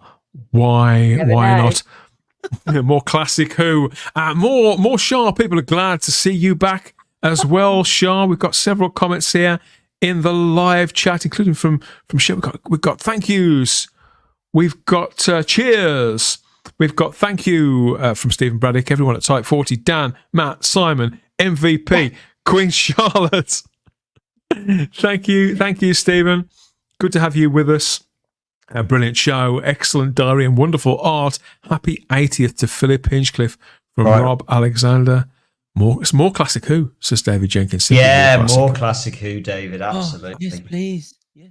And 3 hours flies when you're having fun, says Stephen. Especially when you're eating them. Kieran Cole's there in the live chat as well. Always a fantastic show. Thank you so much. Thank you for being here with us, Kieran. We couldn't do it without you guys watching and interacting. I really enjoyed tonight. It sincerely has. Happy birthday for the other day to Philip Hinchcliffe, of course. Thank you for the memories, the stories, the thrills, the spills, the scares, the scarves, and everything else. It makes me want to go and watch Target, actually, funny enough, because I do like that kind of TV, but I've never seen it. You know, Matt, when those old shows from back in the day, you think I'll get round to it one day, and they come out on DVD and you miss it, it gets deleted. I've got the Taggart collection, and I go back and start watching that. Yeah. Wow. No, I've never seen a single episode of Taggart. Sorry, Tom's asked me twice. My favourite classic monster, Mondasian Cybermen, all day long. All day long. Isn't that funny? Because I know that he's asked twice, so I do apologise. But yeah, Mondasian. He keeps asking me, but I keep changing my mind. I think when in doubt, go for the go for the mandrel is what I always say. Yes, Shah, great to have you. Go for the mandrels. Yeah. Great to have you back, Shah. Good to see you again as well, Simon. There, Matt. Always a pleasure. A real life time traveller, up with a lark as ever. Always a pleasure with you as well, Dan. Always a pleasure with you. Yeah. You don't get thanks enough, so thank you. You don't. Simon's completely correct. wouldn't be for me to say. Let's just crank the shaft. Join us again. God, that sounded bad. Join us again very soon. Same time and space for more hot takes, pet peeves, rants, and raves here at Type 40 Live. You know, all views are encouraged and welcome here in the comment section. So hit us with those. We always have the time if you have the space here at Type 40 Live. Catch you in the comment section. Speak to you all again soon. Bye-bye. Bye-bye. Bye-bye. Bye.